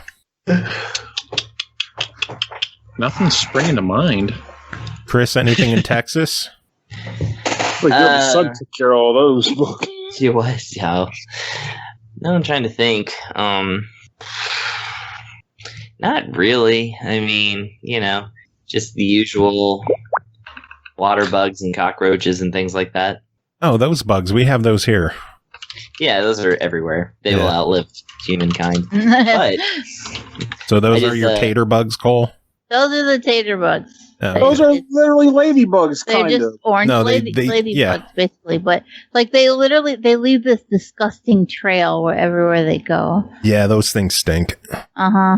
They're horrible. Now imagine them in the millions, just flying around. Yeah, fuck that. They coat cars, like whole cars will just get swarmed by them. I feel like I lucked out then because I don't think I've ever smelled such a thing. I've seen them. A quartz flower has got to be better than tater bugs. I have decided it to be true. Oh, something where I just thought to ask, because I think in some respect, almost everyone in this chat was exposed to that tropical storm that went through earlier today. Nope. Anything? No. No. Barely. So is it just Joe and myself? Yeah, we didn't get nothing. I don't live near the ocean. Anywhere near the ocean. Yeah, I'm kind of far away from everyone, so. Well, in my defense, I assumed already that you at least wouldn't have had no experience with it, but I thought that the storm damage did kind of come inland a bit, at least enough to get to Joe. But yeah, we had some rain here, but it wasn't anything too bad. Lord of Night in chat, I know he's down in the Philly area. He said that they had a lot of storming and flooding and tornado watch down that way, stuff like that. But nothing that bad up this way. We had some flooding, but the odd thing is that my neighbor, a sinkhole opened up in front of his house. A sinkhole? An actual sinkhole, which I have never seen in outside of a random field in the country. Just this sinkhole just opens up in his yard. So now I'm expecting demons to crawl out of it overnight. So I'm battening down the hatches here. I got a cross and I've got a holy water coated blade next to my bed. I'm ready to go. That's ridiculous. But authentic. You'll be thankful when I'm still here fighting the good fight tomorrow morning. So speaking of disasters and pestilence. Pestilence. Let's call it petulance too. Yes. Yeah. I'm actually playing Decay of Logos right now because they came out with an update. What is really? Yeah, it runs a little bit better now. That's good. They added a few little things here and there, and it's coming along. It's better than it was. They removed some of the decay from Logos. Yeah. Well, they still do that thing where if you die, then your stats go down to negative 20, whatever. But still, I know that was a design choice. That wasn't a performance issue. So they didn't do nothing, is what you're trying to say. Yeah, they didn't fix the game they made. It runs better now. You can't fix the game they made. So the design decisions are all still there. Yeah, I think it came out a little while ago, a couple months ago, but I just this week was thinking about it. I was like, I wonder if they ever fixed Decay of Logos. So I just checked it for a software update, and sure enough, there was one. Nice. Yeah. Ooh, Decay of Logos. I still think it's funny that I would have never heard of that game if not for this show, but due to the dialogue that's taking place about the game, it always stands out to me. If I come across on the eShop, I have to stop and look at it. It's got some infamy. That's right. That guy should be happy that you talked that game up, even if you talked it up into the cellar. Because hell, we're still talking about it on the show. So what's that say for the game? That it could have had some real staying power if they hadn't borked it. True. No, we probably wouldn't be talking about it if they didn't bork it so much. We would have been like, "This is fun. See ya." But now it's a matter of any publicity is good publicity. Yeah, and I feel more for.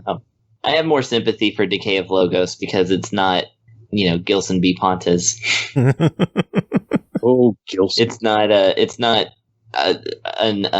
What do they call it? An auteur. It's not a game that was single-handedly made by, a mysterious lunatic. Mysterious. Like, I think these folks are really trying to make a good, albeit unfair and difficult game. But, those are popular nowadays, so I can't blame them. Yeah. I just hope that it gets better. And it's gotten a little better, so that's like, while we're talking about bugs and sinkholes and things like that, thought I might throw that in there a little. Rub some Gilson on While we're talking about pestilence and petulance. What did Trump do now? No, I was talking about Decay of Logos, but that could also be fitting, to be fair. Trump really strikes me more as a Gilson B. Pontes product. Definitely. He was written. He's a character. He was stolen assets and overcharged and full of fluff. No. Yeah. Trump got to be overshadowed today by that fucking horrific explosion. By a giant explosion that we can't directly blame him for. Yeah, in Beirut. I wish I could, because holy cow, if you could, that would have been like, that'd be the craziest connect ever. It's like, well, can't blame that on Trump. Well, actually, what do you think triggered the explosion? Like, wait, what? Damn, you just suck, man. Jesus. There's conflicting reports, of course, because anything, whoever triggered it, obviously went down with the ship, as it goes. And some people are saying, oh, it might have been just somebody welding. And I was like, man, I'm glad I never learned welding. Well, I mean, the explosion there was just like, I had a guy in a group that I'm in try to hit I've seen worse. Check out this video. But I'm sorry, honestly. Was it Hiroshima that he showed you? Yeah, exactly. Fucking hell. He was claiming it was something from 2015, but I'm like, I'm sorry. I saw the first video I saw the equivalent of pretty much a mushroom cloud and a blast ring. I have never in my life outside of cinema seen a blast ring. Yeah, seriously. That was what scared the shit out of me with that video. The angle that came from the people in the boat in the water. If you have the audio on, the sound that they make when that blast ring starts coming at them, just the panic in their voice for that brief second, that's the sound of someone who thinks they're about to die. Mm-hmm. Yeah. I saw that one, and I saw another one. The first one I saw was one where a guy was in a penthouse or a condo. Yeah, that's the one I the saw. overlook. Yeah, and I was like, holy crap. It's and at first I thought it was kind of fake, only because one, how it goes with a lot of videos, though admittedly in the case of this one, you'd expect it, which is that, right when it's getting crazy, they turn it away and it's facing the floor or something. But let's be real. If he didn't, I'd be with more shock. This dude's got balls of steel. Shit. And he's also got terra firma feet. But the other element there is just the fact that, he was looking at it. It happened. He flipped over, and you could see his chandelier just kind of hanging there, and you could see him trying to get back up before it stopped. But at first I was like, "There's no way this is real. This is insane. I've never seen this in my life." So I, of course, went to look for some other news outlets, and BBC was reporting it, and Al Jazeera was reporting it. And I was like, "Wow, non-U.S. sources are reporting it. This has to be true. Let's do it." So, but it was a trip to see. I really do. It's a morbid curiosity where I'm looking forward to them determining exactly what caused it, because I just have to know now. Can you imagine how many random warehouses that are in our vicinities that could just happen to have whatever was in there? Yeah, it was a massive. Oh God, I don't remember what the material is. Ammonium nitrate that had been stockpiled there for years and years and years, and just sitting there. Basically, that's not now. But yeah, it just been sitting there, and yeah. But can you also imagine, they announced that it was a stockpile of ammonium nitrate, and you just have some random person that's listening to it over the radio, oh shit, And then they go to the warehouse like, we got to clear this shit out. Did you hear what happened to their supply? They happened here. Just like, there's probably all kinds of warehouses in the United States that's housing something like that, or like a similar compound. And now they're just like, crap, we can't keep this all together like this. And theirs blew up. It can happen here. Yeah. So it's like, that's crazy shit. But there's always something that, but the most baffling part of all, and I guess I'm kind of okay with it only in this regard, still sad and still rough, but we had a hurricane today. And I was like, yeah, it's a hurricane. When you was think I'd be like, oh shit, a hurricane. I was like, I feel like I'm 2020'd out, and that I'm like, big disaster, whatever. But then that explosion was like, holy shit, I'm alive again. I'm actually shocked by something. This is crazy. Yeah. I was like I remember 2016, 2017, and I'm guilty of this too, but everybody was like, okay, now whatever you do, don't normalize Trump. Don't make it seem like that's just normal every day, blah, blah, blah. I was like, that's not how the human brain works. Because, yeah, we did get used to it. I mean, it's still, of course, bad and we must stop it. But it's like, we also, yeah, that's the thing, is that eventually you just stop being so surprised. Yeah, because I'm about to say, how do you not get used to it? I mean, I've said this to friends in the past, like, because, I have a bunch of friends who, whenever he does a thing, all of them will fine. Burn. You caught me. No one cares. I stole friends off of a Reddit. But my you Reddit download a friends, would you? Don't copy that, Floppy. But like, I'll have like a bunch of people, friends, acquaintances, amorphous blobs that will post, the daily Trumpism, like every time he has one. Like all of them will post it and they'll comment on it. So I'll see it in mass, and it happens like every day. And I'm the guy who will make this specific comment. I will say, unless it's something that is catastrophic, and we either need to know because of the catastrophe that it's going to bring about, or something that we can effectively change, I'm honestly not interested. And the saying is, it sounds like it's deflecting it, but I'm like, it's just because I expect anything bad from him. I want to see him. If you find a story of him like rescuing an orphanage from catching fire, like pulling all the kids out of a flaming orphanage, I want that. But otherwise, it's no problem. It's like overkill of Trumpisms. And then I've had the one friend respond. He'll go, well, the thing is, Pernell, by saying that, you are discrediting other people's concerns for what he's doing. It's like, no, I'm not. If anything, I'm just saying he does this, whether it's intentional or not. I honestly believe it's intentional because he's dumb and book smarts, but he's actually pretty smart in regards to just being a manipulative douche, in that he intentionally floods the news with bullshit. He knows how to fake it till he makes it. And if he doesn't make it, then it doesn't matter because he's already faked it enough that you're off to something else. So I think that like being not bothered, but being like surprised and offended and making a campaign out of every single thing that he does on the daily is like, being offended by the smell of each and every one of those beetles as millions of them line your ceiling.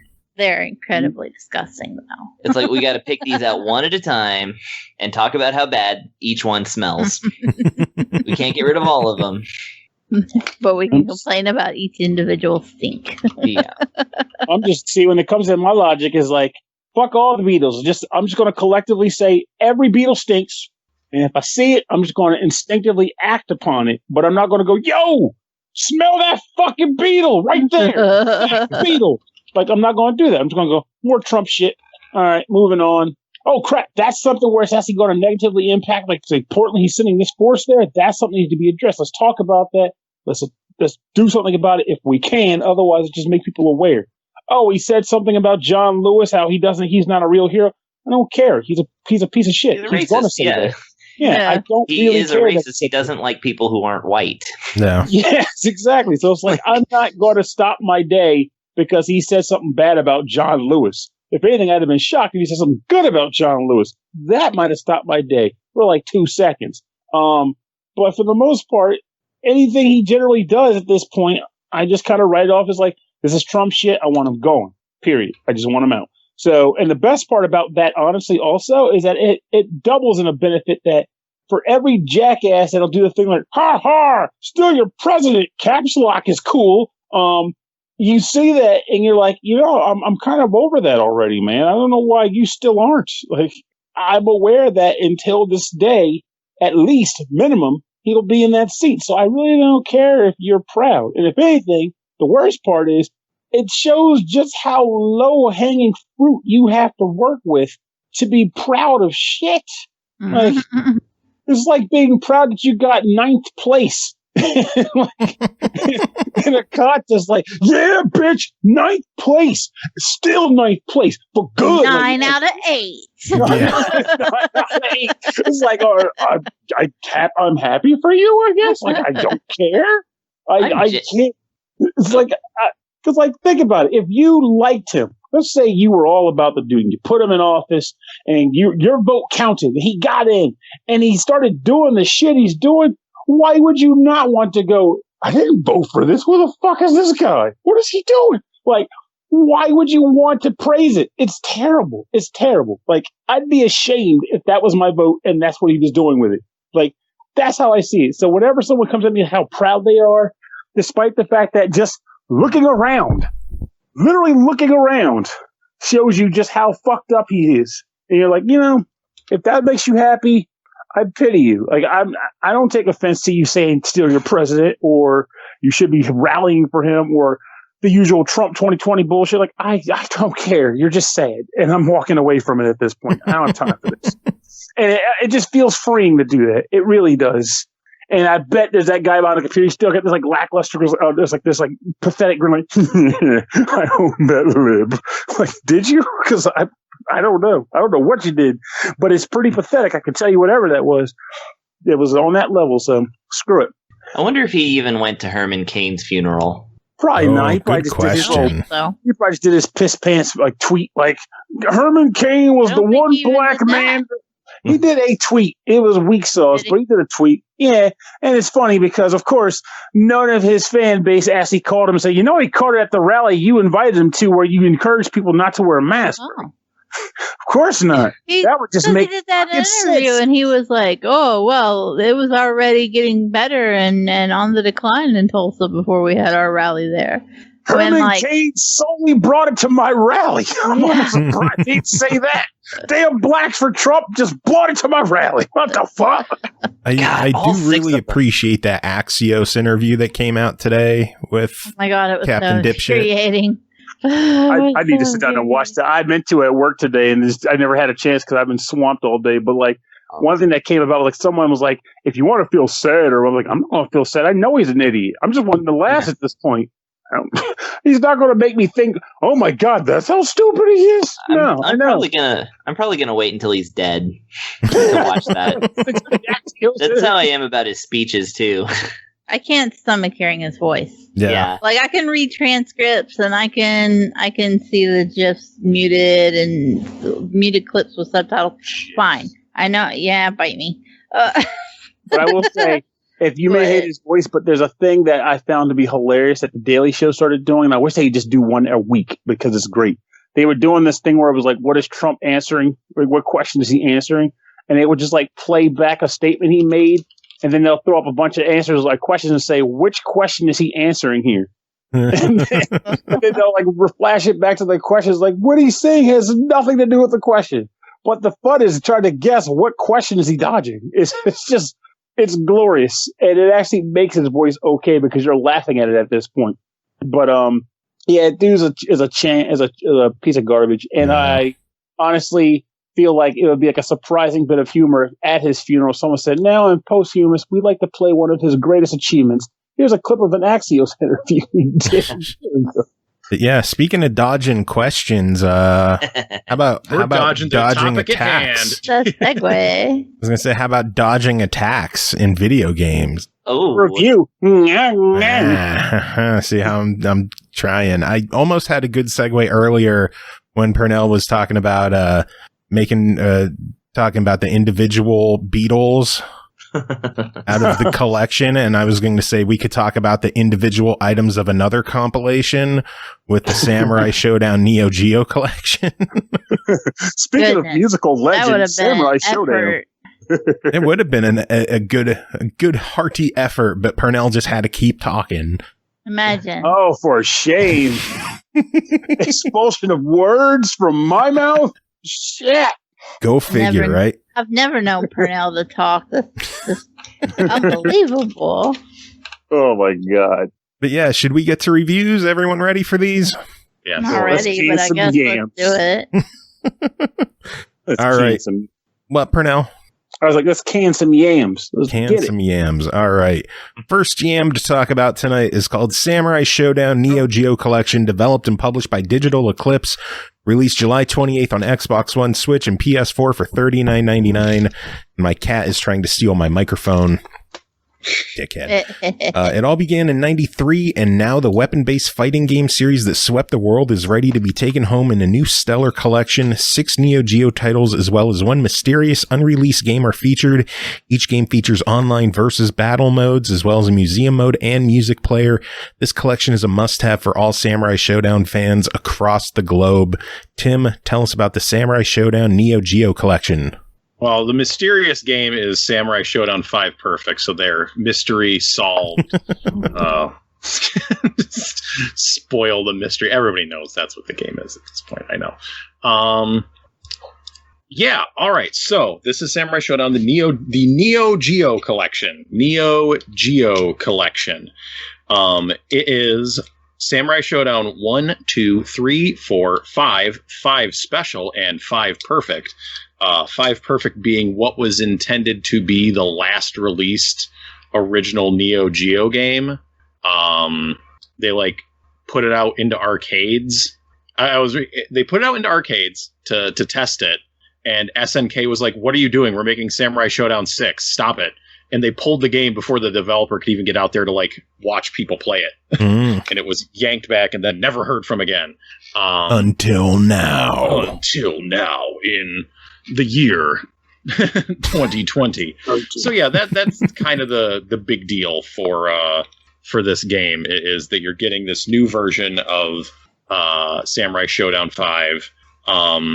It's not it doesn't have, it has some balance changes, it has some new story bits to it.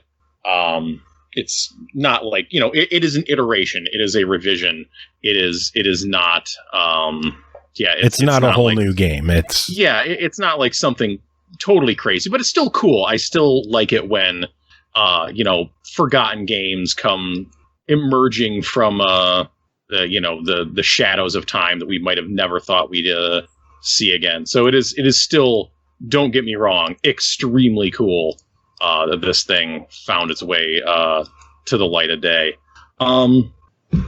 Anyways. So that's the games that are present on the collection.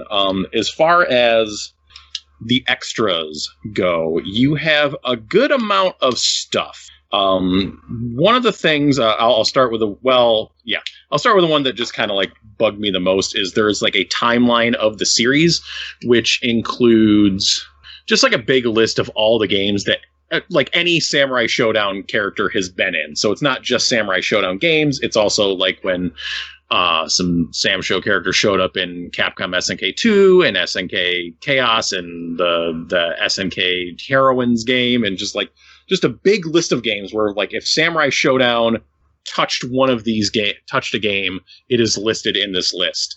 What I wish is it has this big list, big timeline of all these games that had Samurai Showdown characters appear.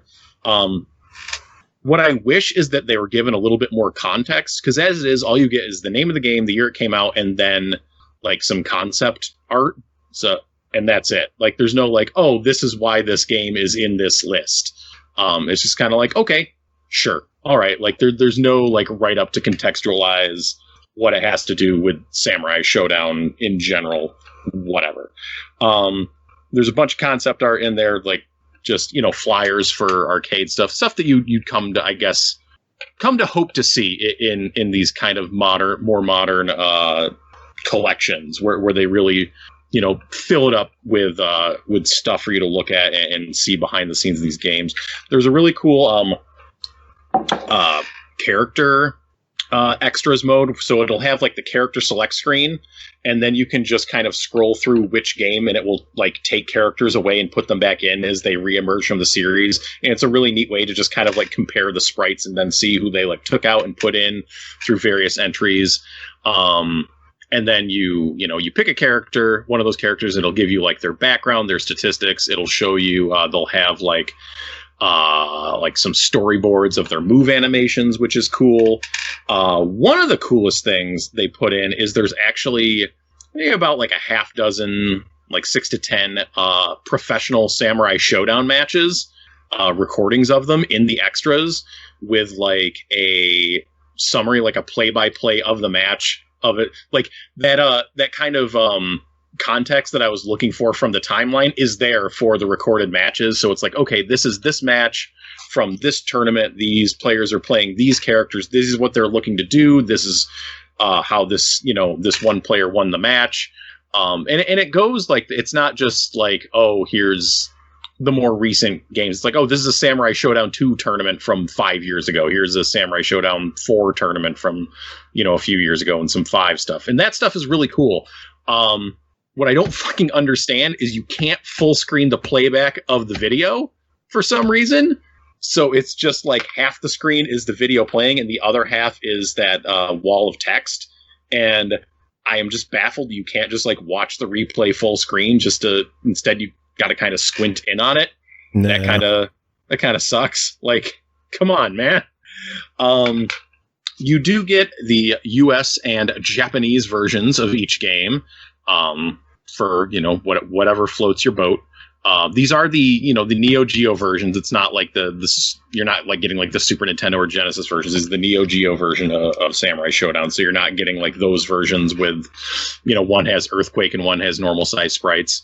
You're not getting that. It's just the Neo Geo versions. You get the English or Japanese. Each game has you configure them kind of individually as to like what screen filter you want on there, whether you want like scan lines or not. You can pick the frame of the cabinet, so you can pick like a Samurai Showdown cabinet or a Neo Geo. Why am I losing the name of what those things were called? The ones that had 4 games in them. Those things. One of those cabinets, which is what I'm more familiar with. Each game. So the game does have online play, and I don't know, and so it's it's kind of like the problem of that Street Fighter 30th anniversary collection, where, well, in that one only certain games had online play, and in this one everyone does, but I'm not sure if like the English version crosses over with the Japanese version. Like, are those their own queues? No. And even then, like, how many people are queuing for a round of Samurai Showdown 3, off this collection? Probably most people, I imagine, are going to play 5 perfect. Yeah, you would imagine. Yeah, there's not like a ton of... You can set any game to arcade mode, where you will just sit and play through in arcade mode, and someone could drop into your match, much like it were an arcade. You can do that thing, which a lot of modern fighting games do. But I'll tell you, I had trouble finding matches, just kind of jumping around between the games and trying to do some searching. I don't know, maybe, when did it come out? Did it come out last week? Is it already out, or is it coming out this week? It's already out. It's already out. Okay. So this past released weekend, the 28th, which was unfortunately the same problem I was having when I reviewed Samurai Showdown on PC a couple months ago. But I kind of wished, especially seeing that big list of like the history of Samurai Showdown, I wish that it included like a few more games in here. It's only 5 games. Well, it's 7 games technically, but 3 of them are versions of Samurai Showdown 5. So it's not like the most expansive collection. The games play fine as far as I can tell. They control well, they look good, they sound nice. All that's there, but it felt like just like a little bit lacking kind of in the robustness of the behind the scenes stuff and just kind of the breadth of the collection. It might have been nice to see like a couple other of those older games in there as well. I mean, I can see they were trying to do a very focused collection, but maybe not for $40. Maybe it should have been a bit cheaper than that, in my opinion. But yeah, it's a pretty solid collection overall. I think, you know, kind of the main attraction is that new version of 5. I wish it had had like a few more games in it. Just like, what would you have included? I would have liked to see like the, well, you know, because none of them were on Neo Geo, so it probably messes with it probably would have been difficult to do so. It probably would have made more sense, I think, ultimately for what they're doing. Well, and for me in my review, if it were just like a bit cheaper, I think. Yeah. Like once you start like involving other games, because they don't show up in King of Fighters until like King of Fighters 13, and they're not going to put that in there. But just like there was like some like trivia game. There was a lot of Japan only stuff, I guess, is what I was seeing when I was scrolling through there. I was like, oh, what is that? There's like a trivia game, you know, maybe I don't know, the Neo Geo Pocket games would have been cool to see on here. Samurai Showdown 64, that thing. That might have been interesting. That thing. The Neo Geo 64, that well-supported console. Yeah, some of that more like oddball stuff I think would have been neat, but that you know, it would have created a more comprehensive collection. But I don't know, for just yeah, something. Well, as it stands for $40, what are your thoughts on the package? I think I'm giving it like a try it, just because I think it is a little bit pricey for what you get. Like it's pretty solid, but I think like maybe the overall value isn't quite there for 40. I think 30 it becomes easier, and then less than that it starts to become a no-brainer. But yeah, unless you have like a ton of Samurai Showdown friends that live in proximity to you and should not be over at your house in a large gathering right now. Very true. Anyways, so get your online play on. And if you look at it another way, the games are available individually through the Neo Geo, the ACA Neo Geo collection. They're $8 each, and there's 6 of them there. So that's already cheaper to buy the collection. That's true. If you are planning on owning every Samurai Showdown game, and also this was free on the Epic Store 2 months ago, but it's too late for you to go back in time and do that now. Yeah, well, unless you invent a time machine.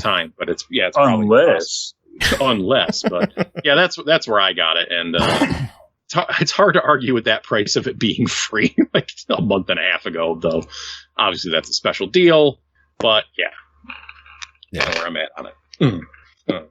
All right. Well, Tim, thank you as always. Are you going to stick around, or did you have to get going? No, as always, I got to go to bed so I can go work for the fucking man tomorrow. Work for the man every night and day. Oh, it sucks. It's just like last night, I'm always already like, is it Friday yet? And that's so bad when it's Tuesday. Oh, no. It's so bad. I'm just like, already, I need a break or something. I don't know. Oh, man. Yeah. All right. Yeah. All right. Well, do you have any final words?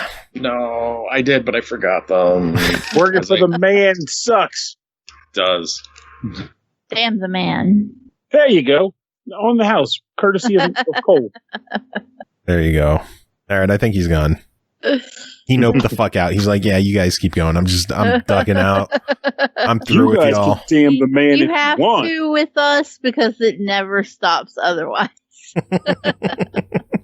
All right, next game to talk about is called Fairy Tale, developed by Gus Studios, published by Koei Tecmo, released July 30th on Steam, 31st on Switch and PS4 for $59.99.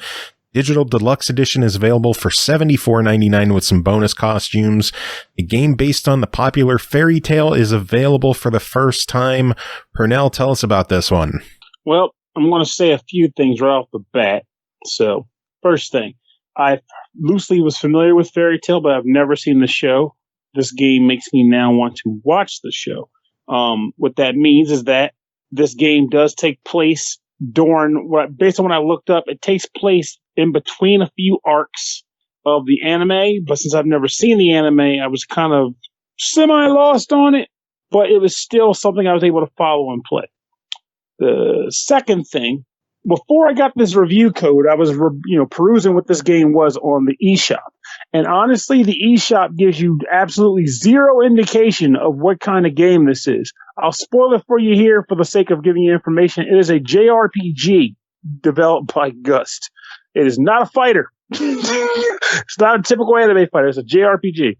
Okay, now moving into this. So this game takes place in the world of Fairy Tail, in that Fairy Tail itself is a guild in a world where magic is king. Everyone's a magician somehow, apparently. And a lot of the magicians, at least in the guild that what you control, are a bunch of teenagers, as is a typical shonen anime.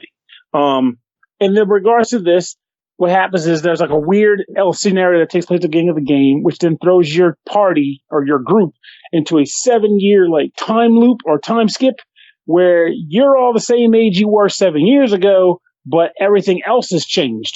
And as a result of this moving of time, the guild that you are a part of, which was once prominent, is now a dud. So your role in this game, or your goal in this game, is to work hard to get the Fairy Tail Guild back on top of the charts. And this is done through some classic, but also not so classic JRPG adventure. So what ends up happening is, as you play this game, you start out using two main characters, Lucy, and I swear the other guy's name is Scroon, but he's basically, if you're familiar with the Fairy Tail anime, it's the fire guy. God, and it's a shame that when their names get like two jabbies, I'm like, well, I ain't got it. He's the fire guy. And fun fact, this is how I am with anime too. So you start the game with those two. But you get a few tidbits from the very beginning intro battle, which is that ultimately you can control up to 5 party members once the game allows you to do so.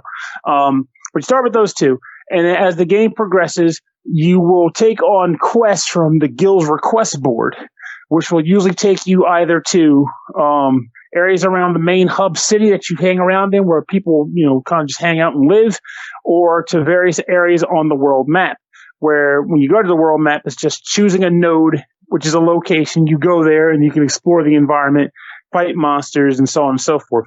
You'll be taking those requests, fulfilling them, finding a lost persons, finding a certain number of monsters, et cetera, et cetera. And if you complete those quests, you'll get experience points. Your rank and your guild rank will go up a bit, which is, again, how you kind of progress through the game. And also, you might get some items and such. In addition to that, you'll be working to upgrade and rebuild the guild. So there are a few resources available. There's just like a laboratory, which can be used to combine something called Lacrima. Lacrima is this game's version of equipment. As you find it, you can equip it on your characters to give them various stat boosts, but at the laboratory, you can combine Lacrima to make better ones. So ultimately, you'll be hoarding them in order to spend money and use supplies and old Lacrima to make better ones, to equip and improve them. An item shop, which you can probably guess is an item shop. And then again, you can expand on the actual board. So now, again, like I said earlier, you start out with just like the few 2 characters, but as you play the game, whether through story sequences, there's 2 ways you'll find new characters. Through general story scenarios where you might go on a mission and the character might say, hey, let me go along for the ride with you. And then when they come along for the ride, after you fulfill 1 quest or so with them, they will join your party. And then boom, you'll have another party member that you can put into your team through the team customization screen. And the other way to get characters in this game is through something called character events. When they become available, you can select them by talking to the relevant character in the guild. And then at that point, the game will kind of activate a sort of side quest where you'll be controlling a different party, usually party members related to the new character, and then that new character will be a guest character, which means they'll fight alongside you, but you cannot control them. And once you fulfill that quest, that person becomes a new quote-unquote friend, and they can now be using your parties. There are 16 characters in this game, so there's a lot of party members to switch in and switch out. I didn't even get to the battles itself, so I should talk heavily about that because battles in this game are actually a lot of fun. Basically, battles take place on a 2-sided field. Your party members are on one side, typical lineup, and on the other side, the enemies are placed within a 3x3 grid. And though you have a normal attack in this game, you'll almost never use it because this game makes it so that you're intended to use your magic spells And using your physical attack, you almost always do piddling damage. So you'll be using magic all the time. And the magic spells come in a variety of elements. And in addition to that, also a variety of different hit radiuses. Like you might find one that's like an L shape or an X shape or just one spot and so on and so forth. And your goal is to use different attacks with different elements to hit enemies on the field. Sometimes the attacks will push enemies back or pull them forward on the field, so you can position them in a good way so that future characters can use better attacks that will target all of them and do that much damage to them. So you'll be kind of working with enemy placement and then group attacks to do the most damage. Overall, eventually you'll get to a point once you actually level up your character ranks so that they can actually do something like magic chains.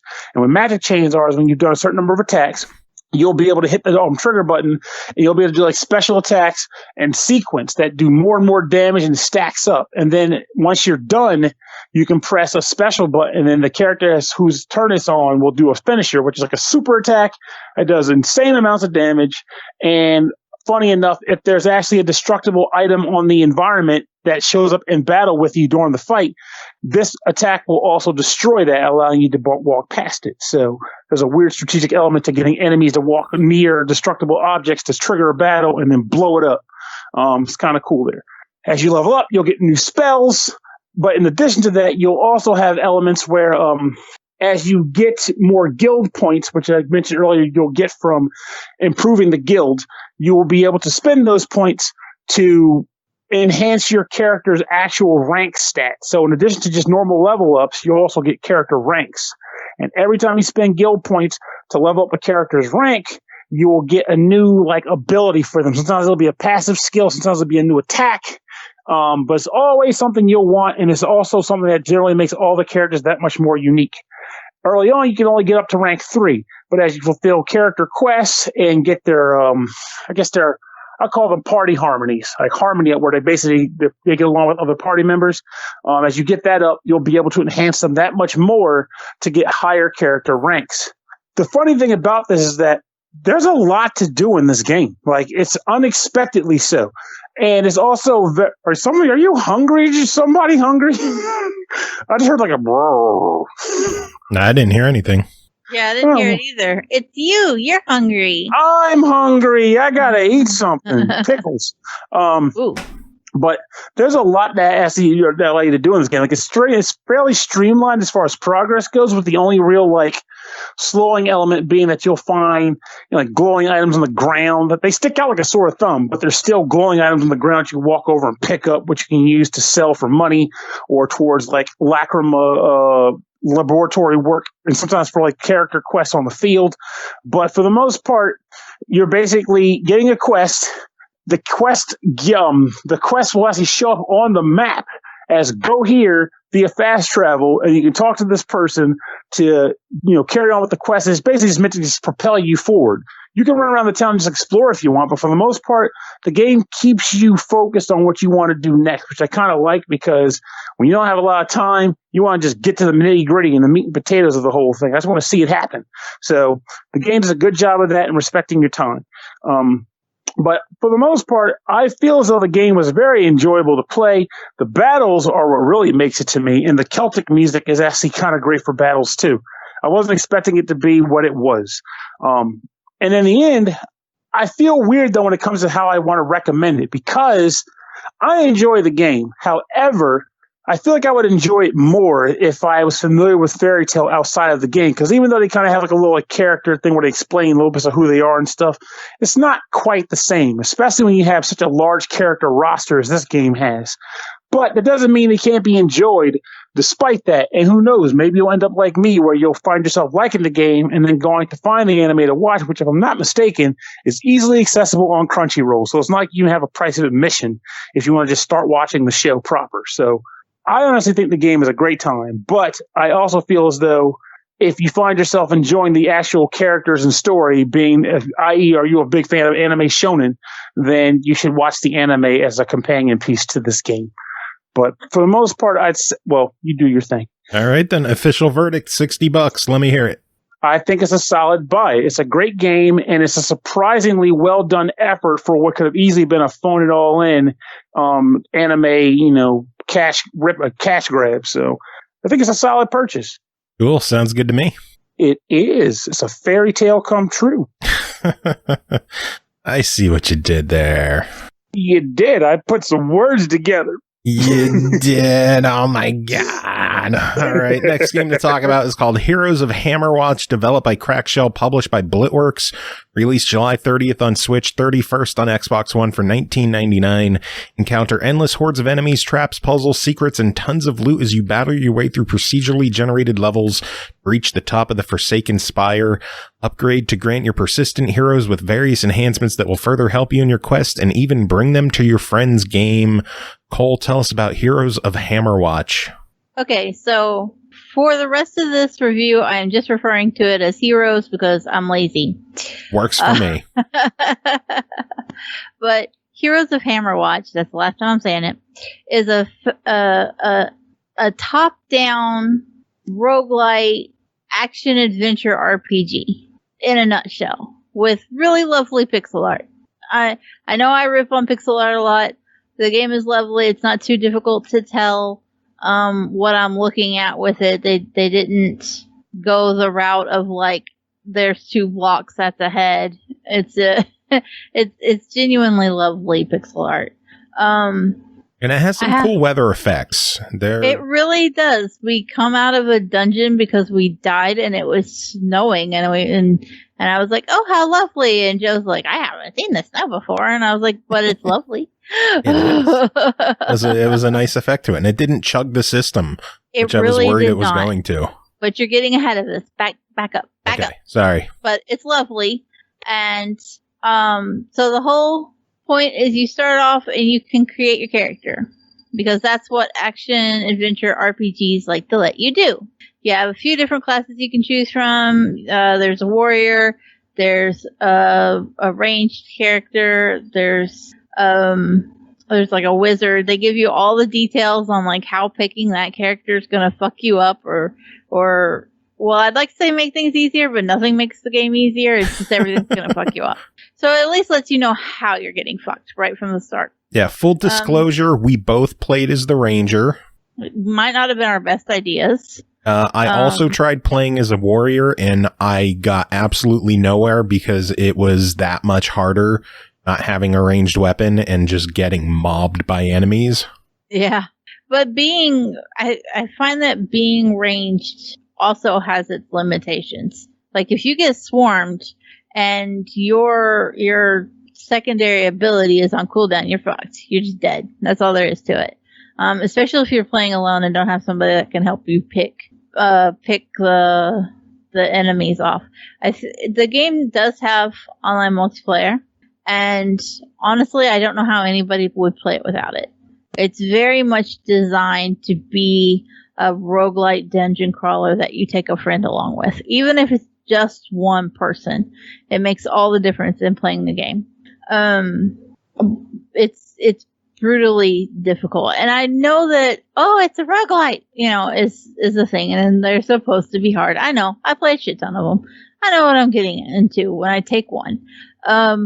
But I think I was put off by just how difficult Heroes is right out of the gate. There's very little guidance to, hey, don't get dead.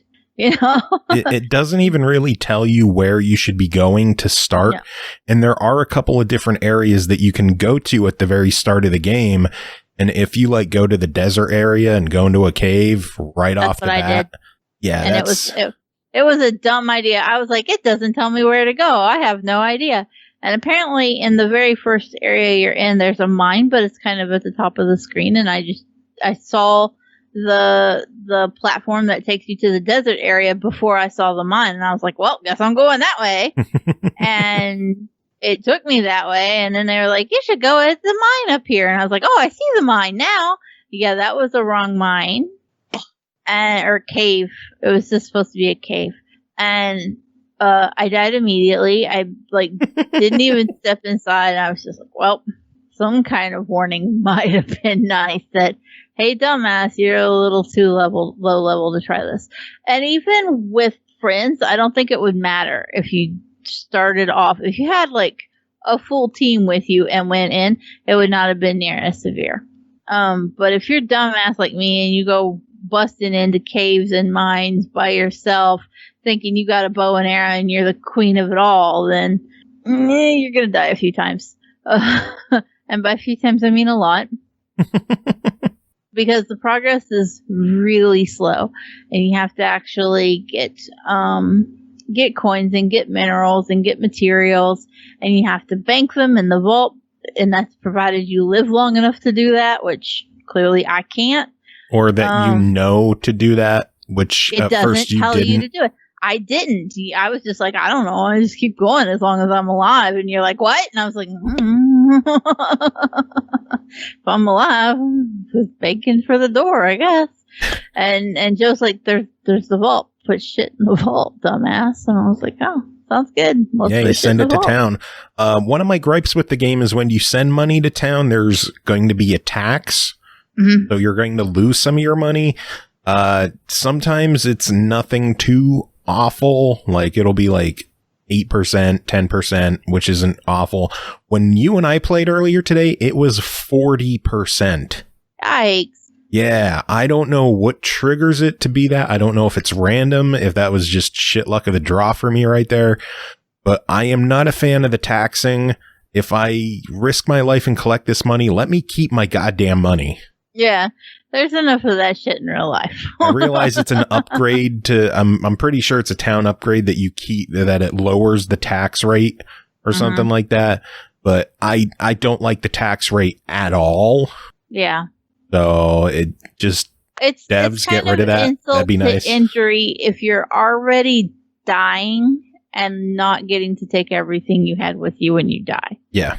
Like if it were like, oh, you died, but you still have all your money, and then you go and buy an upgrade and pay for the tax or whatever, that'd be different. But or if you get taxed when you keep the money when you die, but otherwise you don't, that would be, I think, a suitable solution. Tax money on death, but don't tax what you deposit. Yeah. So it's a little weird, the taxing mechanic, and I was just kind of like, I felt like we never had money for anything. Yeah. And it takes so long to get enough to do any kind of valuable upgrade anyway that I was just like, I'm doing jack shit. I've got stars all over me. I don't know what I'm doing right, but I'm clearly also doing everything else wrong. There's a whole lot of trial and error and just kind of poking around and hoping for the best and learning as you go. And if you don't know something, then you're just kind of fucked. If you don't walk up to something and just click it and be like, what's this button do? You're going to get fucked when you do it, but at least the next time it will be a little less fucked because you'll know not to do it. But yeah, I struggled with the game. I know that there is a whole player base out there who are going to look at a game like Heroes and be like, that's my shit. That's what I've been waiting for. And to those people, this game's going to be perfect for you. You're going to love it. There's a whole lot of good involved with Heroes. For somebody like me, it was a little overbearing.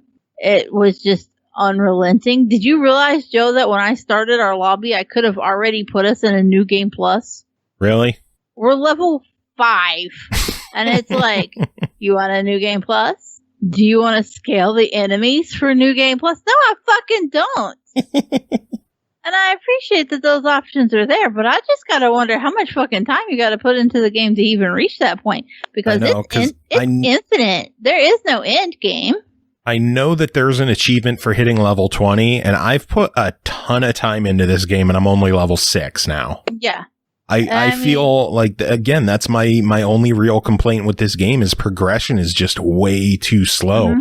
I would love to play more and get more involved with this game, but it's just such a slog to feel like I'm making any progress between the taxing and between just how slow experience gains are, how long it takes to level up. Even still at $20 personally, I give it a buy it. I'm having a lot of fun with the game. I do have my gripes with it, but I think it's worth it. The fact that it's online makes it that much better to play. Team up with friends, play the game, have fun. What are your thoughts?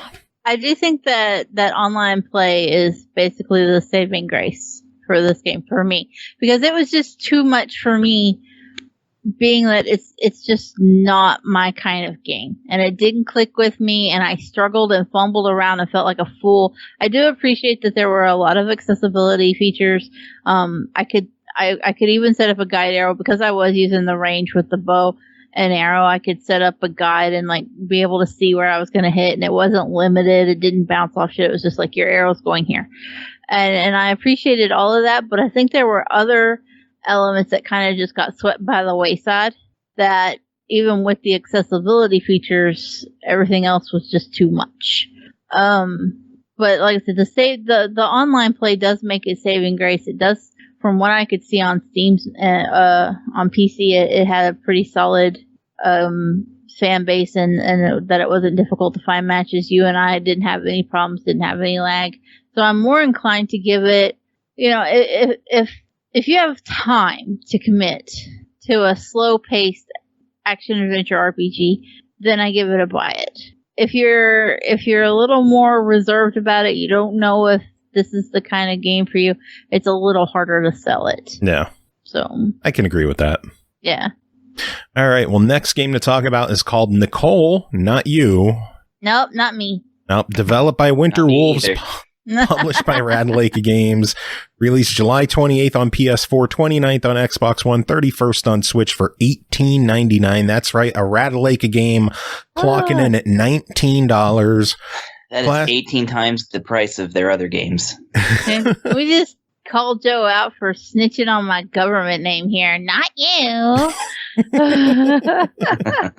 Goddamn. I mean, I call you Cole. I mean, everybody calls me Cole. Exactly. It's close enough the way it is. You're tagged as Nicole on Facebook, though. Yeah. There was the one guy who told me he wouldn't call me Cole because he didn't support transgender people. What? I'm not trans. I just go by Cole. I think that person was just reaching. Yeah. He was like, I know somebody that says they're trans and they go by Cole, and I refuse to call them that, and I'm not calling you that either. I was like, there's a girl's name, though. It's been a girl's name for like 30 years. It's fine. Why don't you just call them what the hell I want to be called? How do you think nicknames work? Oh, no. Yeah. I don't know. It was a wild moment, but I was just like, anyway, classes, homework, and mysterious abductions. Nicole is a dating simulator that revolves around your day-to-day life as a college student. You could take up part-time jobs to earn money, explore various locations, do recreational and extracurricular activities, and meet intriguing characters like Darren, Kurt, Jeff, and Ted. You might even get to date the culprit. Chris, tell us about Nicole. Okay, Nicole. So this is a I mentioned when I did Jizzy last time. I think it's supposed to kind of be pronounced more like Jesse. Yeah, I know, but I kept mispronouncing it in the review, so I'm just keeping that going. I will say, even my daughter was like, "Why are you playing a game called Jizzy?" I don't want to talk about it. I mentioned that it was a game that was also like, it was a visual novel, but it was a little bit more interactive, wherein it was like more of a murder mystery as well, and that's kind of how this game goes. It is a visual novel at its core, but it does have like some extra gameplay mechanics to kind of expand a little bit and get you a little bit more into stat boosting, which is kind of what it's all about. So yes, the story is basically girl goes to college and meets 4 dudes, and you that sounds like the start of a really bad video. Well, I mean, maybe. Anyways, so basically you have the option of dating one of these dudes, but there's requirements first. And sadly, it's only dudes. She can't date a girl, even though you do meet girls in the game. But whatever. It's a very straight game. Like, I'm straight, and I was still like, this is so straight. Anywho. So, content warning, it's straight. Aki is not going to be interested, is what we're trying to say. No. This is Or Aki. And it's tame. It is very tame. It's very wholesome. It's wholesome, and like the guys, like, I know this is meant for girls to, like, read through and be like, oh, I like this guy, I like this guy. I didn't like none of these guys. I don't know. It was nice to, like, look into the window of how terrible it is to date men. Anyway. No, if it were more of that, it'd be like, oh, I had to write down his license plate number and text it to a friend before I got in the car. Right.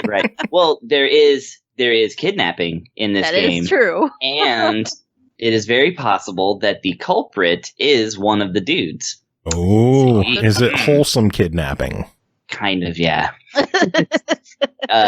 I mean, I'm not going to spoil anything, but it doesn't take a turn for, like, the grotesque or anything like that at any point. It's, you know how you, like, had those PSA episodes of, like, Saved by the Bell?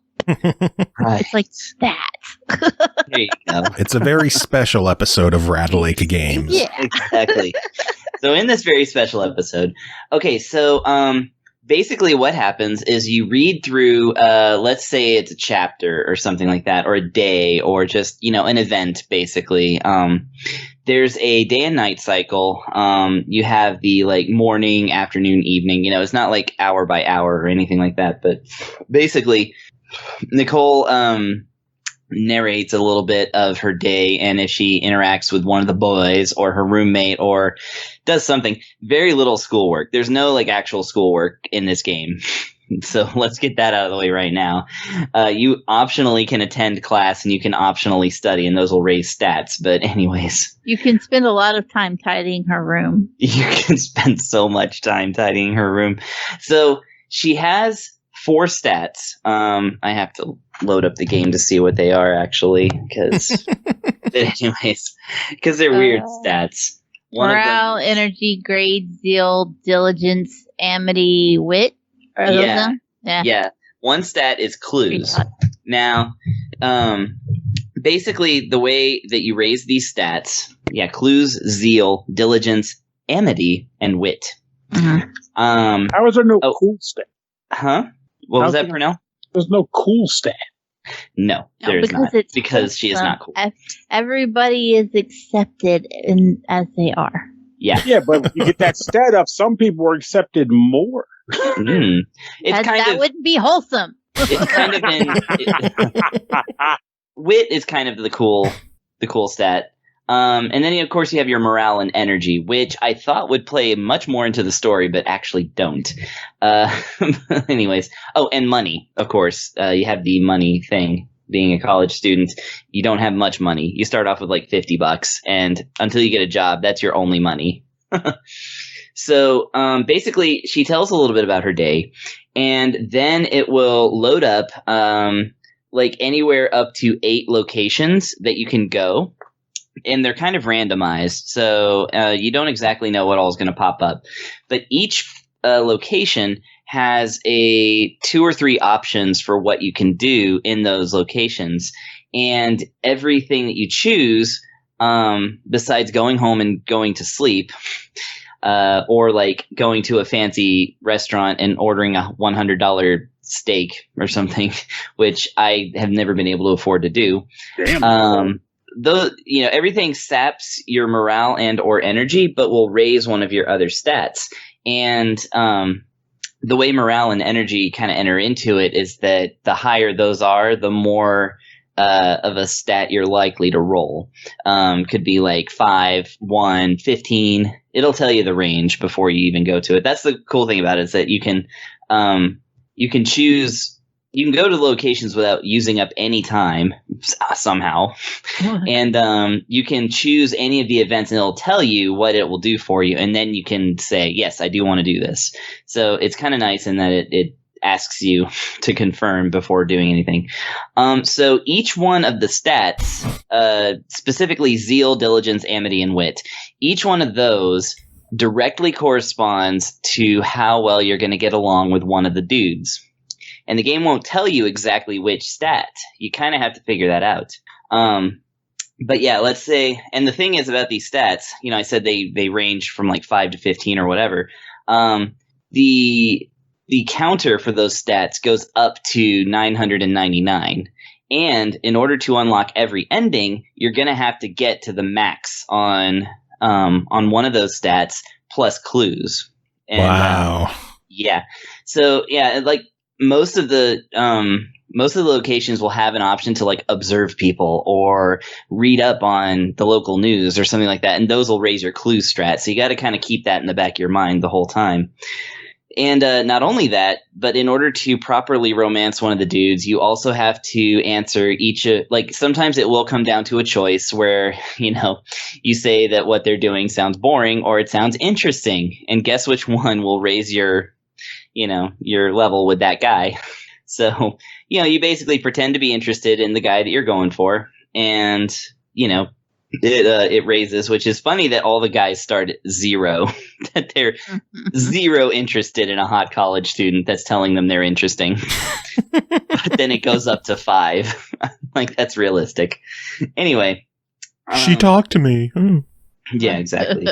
And one of them is so bad when he's introduced. I'm like, I cannot believe that you can turn this around. This is so.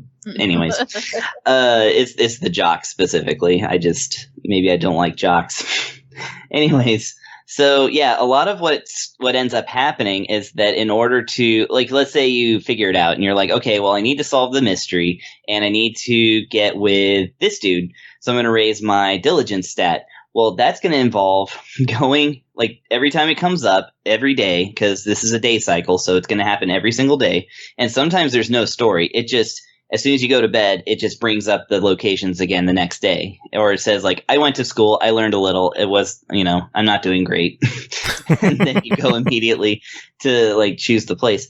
If you want to choose diligence, you have, like, certain options, like you can go to the park and go jogging. You can go to the gym and train, but that's going to cost you $10 every time. Or you can go home and choose tidy up, where you clean your house. So if you don't have a lot of money, which you won't until you unlock, like eventually, once enough time passes, I think it's a full month, it unlocks jobs that you can then get. And again, those correspond with each of the stats, and going and doing that job will actually raise that stat up, like even up to 100, Like that's really what's going to boost you up to where you need to be. Because you've got about 3.5 months, I want to say, to get to the ending. Because it's a semester, basically. Nah. And yeah, so like you go to the job, and again, you don't actually do the job. You just choose to do the job in the menu. It's like, do you want to do your job? And you're like, yes. And you're like, okay, here you go, 100 diligence. Or whatever. Again, it depends on which job it is. And so yeah, but until that happens, though, you're going to be basically doing a lot of jogging in the park and going home and tidying up every single day in your college life. You never have to set foot in the actual campus. Jeez. Just like real life. Yeah. So basically, so if you get enough clues at the end, then you have like successfully roped in the dude of your choice, then you get treated to their special ending. There are 10 endings in total. So there's a normal ending with each of the dudes, and then there's a special ending with each of the dudes. And then there's a very special, very bad ending if you get all the clues and solve the mysteries, but no dudes are dating you, which is, that's got to be hell for a woman, right? Anyways,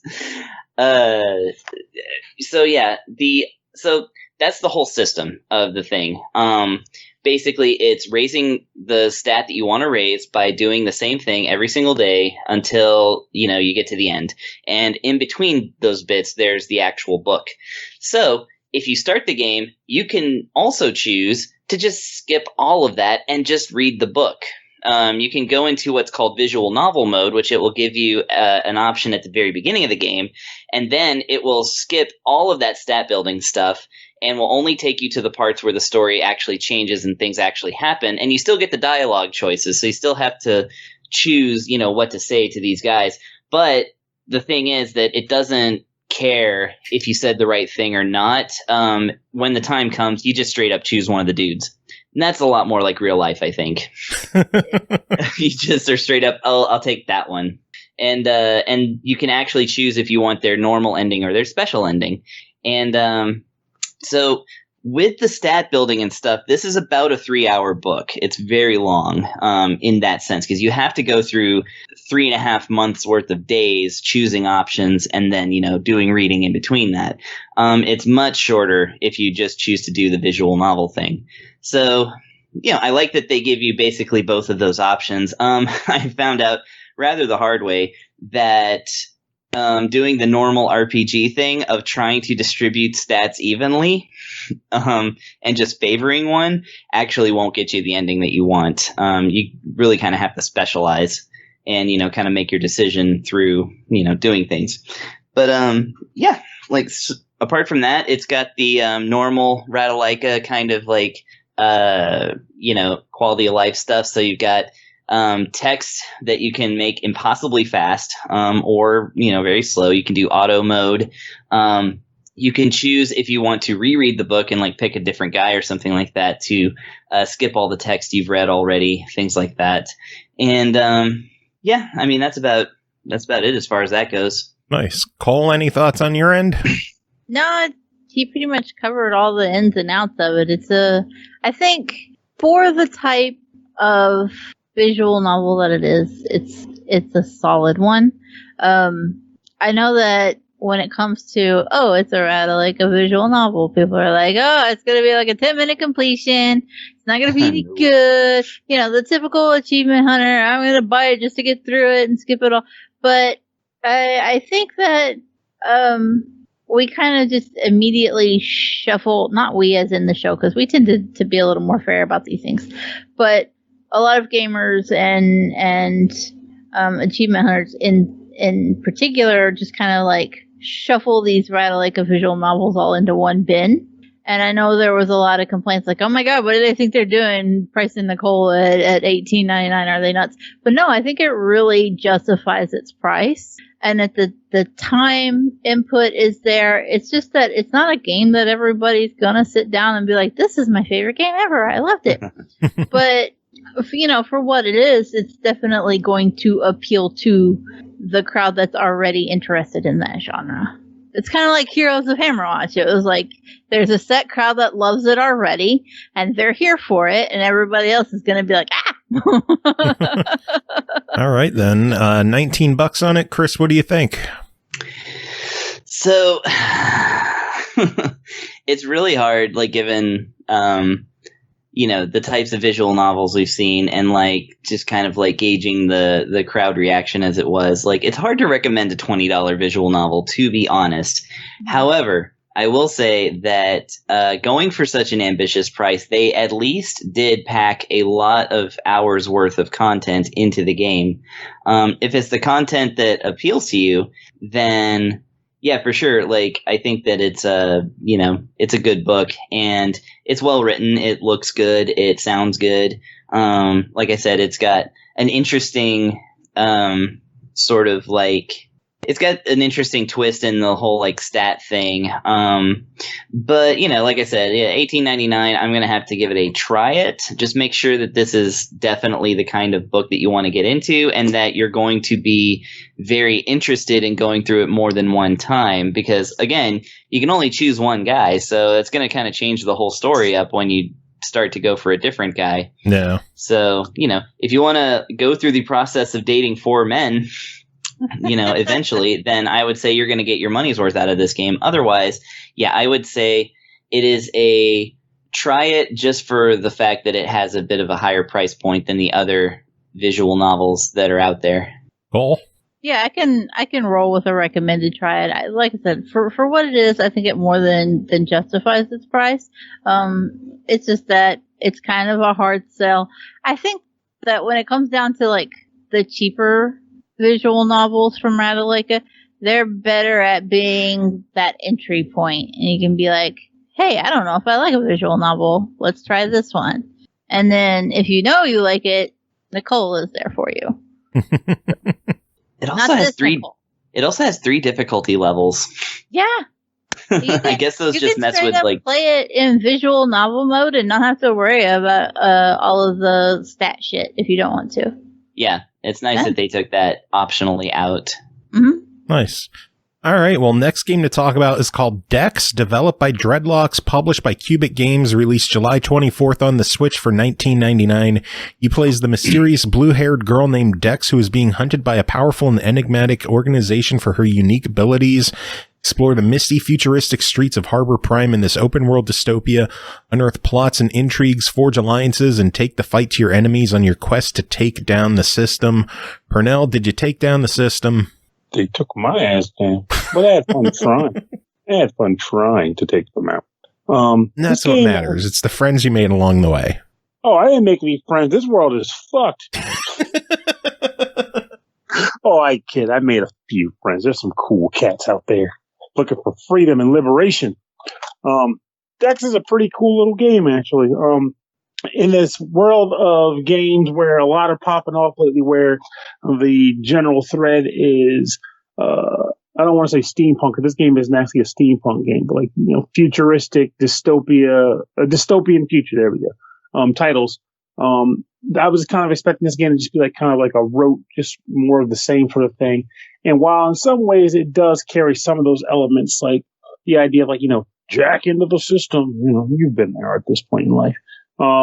It still does it in a way that I actually felt like I was entertained by what I was experiencing. So the gameplay flows kind of like a more responsive flashback. It's 2D exploration. You can run, you can jump. There's a button for melee attacks, and you can eventually acquire firearms, which you can then use. You can equip through like a quick equip wheel to then fire at your enemies.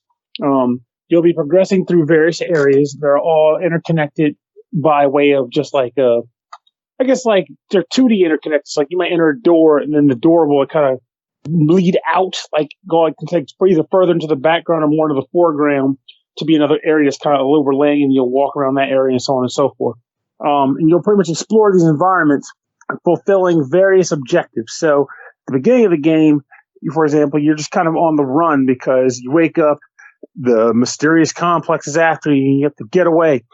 So they kind of hit you with a School of Hard Knocks tutorial right there and there, where it's like, okay, you can do something cool called hacking.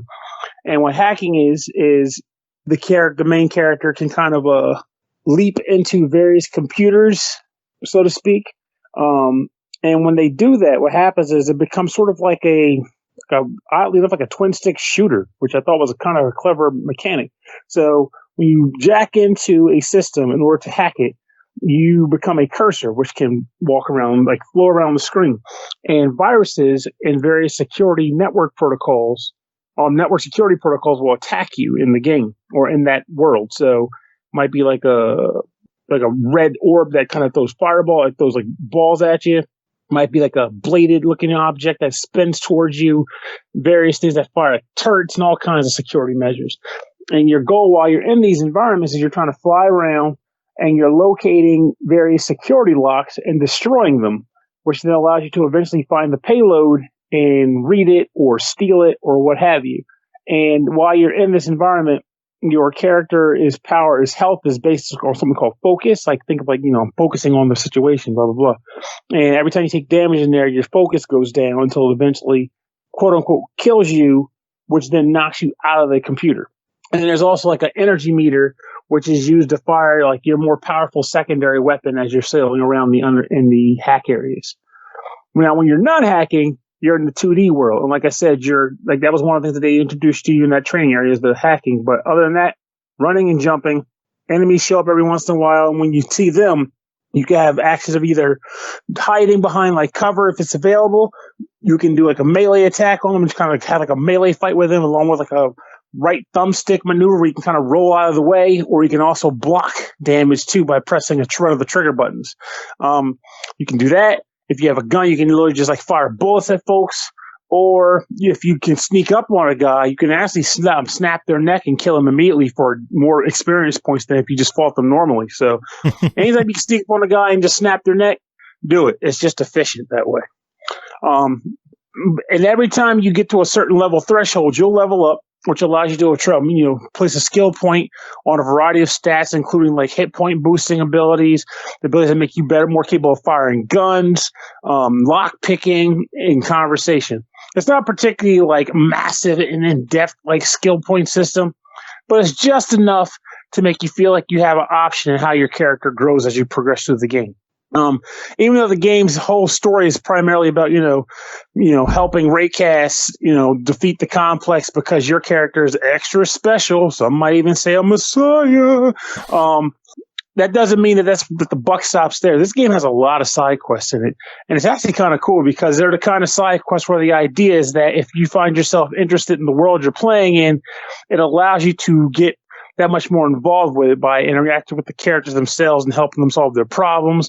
It isn't particularly just find me this item and bring it to me. Sometimes it's really like helping this person get out of this sex ring, or find like these kidnapped people and stuff like that. So it ends up being a lot of fun in that regard to just engage in these other quests. Honestly, this game ended up being a pretty solid time.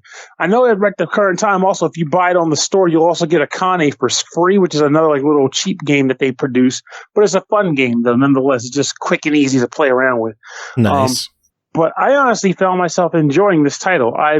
I'm generally fond of games like this anyway. I like the whole, 2D, exploration games. You can go into doorways and pan out further or enter out or whatever. I don't know how you even technically explain like the technical term to describe that kind of game. Just, I guess, 2D action adventure game. I don't know. But I was honestly very pleased with what I got out of this game. It's not too meaty, but it's meaty enough to feel like you got a decent quest out of it. Well, then for $20, what do you say? I'd say it's a buy. Betting 1,000 tonight. No complaints here. Hey, it works for me. As long as you're enjoying the games, that's what makes me happy, is that people are enjoying games. Be careful. Like next week, what are you playing? Booger Catch. Playing Dick in My Butt. Rated M for mature. What do you think of this game? I didn't feel too comfortable with this game. It made me sore.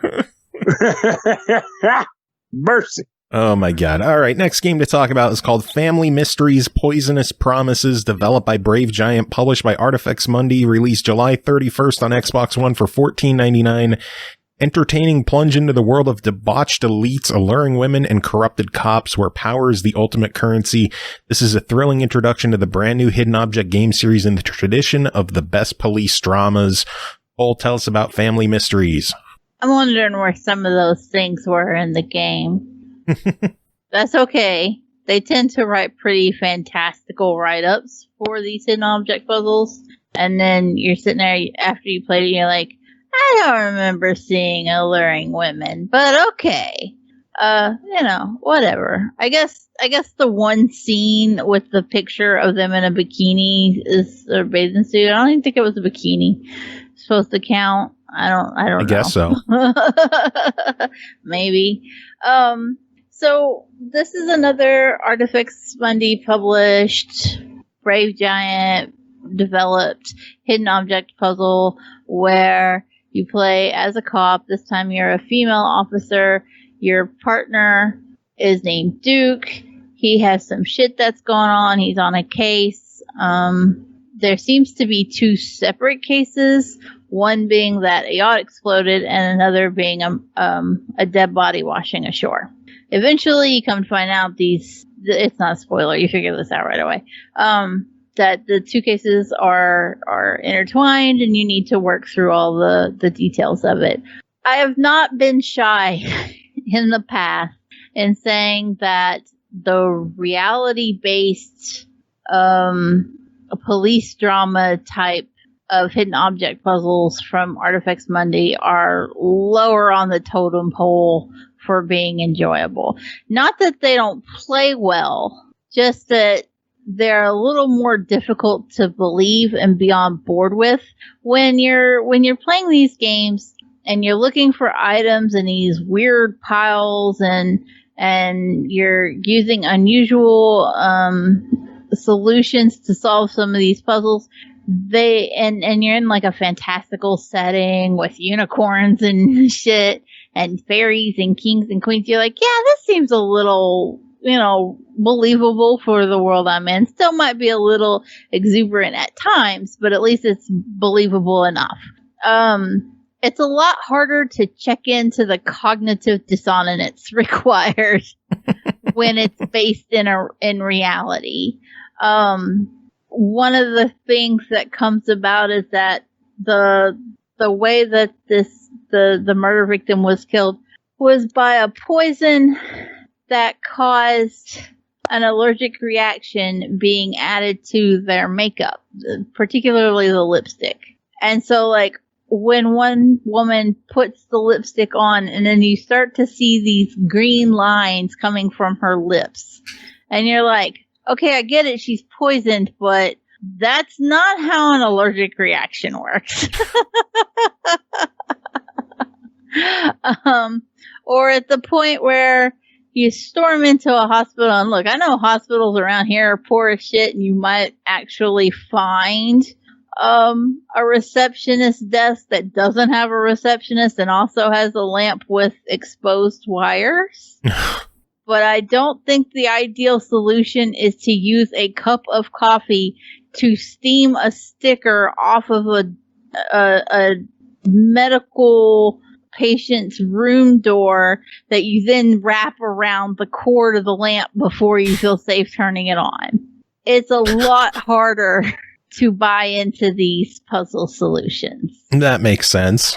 And I felt bad because I did stream this one. I streamed it last night. And I love these Artifacts Monday games. I really do. And I kind of felt like at the time maybe it might come across that I was ripping on it, but it was just so hard to be like, that's a thing that happened, somewhere. You can get away with that stuff in fantastical stories, but when it comes to the ones that are rooted in solving crimes and stuff, it's just so much harder to get on board with it.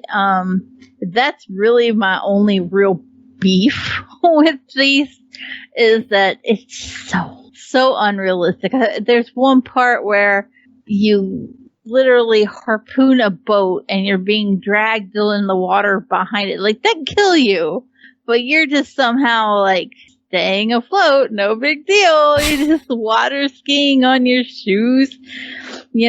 Somebody shoots you and your police badge stops it, and it's like, it's not. Oh God. No, it's just so over the top that it's a little difficult. That's my only real gripe, because otherwise the puzzles are solid. I did get really frustrated. I went through. I was just bopping through the puzzles one after. I played a fuck ton of these. I know the solutions. I know how to find the solutions. A lot of times I would have items and solutions before the game wanted me to even have, like, there was one point where I had shit and I was trying to give it to the character and it was like, this character hasn't asked for that yet. And I'm like, son of a bitch, I have it though. Just take it. Get it out of my pocket. I don't know. So I bebopped through them pretty damn quickly, and that's fine. But I got to a point, literally 3 scenes before the game was over with. I'd been at it for 4 hours, streamed it all, and I hit this puzzle that it's one of those where you have 2 loose squares that stay open, and you have to move around all the other parts. You can only move a piece into an open spot, right? Sliding puzzle. Yeah. So help me God. Took me 2 hours and 15 minutes to do 2 of those. Oh my God. Puzzles. By the time I was done with it, I just wanted to cry. Everything was so similar in appearance that it was impossible to tell where it was supposed to start and stop. Oh man. And I was I've never been so frustrated in my life. And if I hadn't been streaming it and I wasn't so close to the end, I probably would have just turned it off, went to bed, and tried again in the morning, and that would have been fine. But I was streaming it. I was like, I'm 2 scenes away, and I just want to finish this fucking game. And by the time I got it done, I was just like, I such a hollow victory. I felt more defeated beating it than not.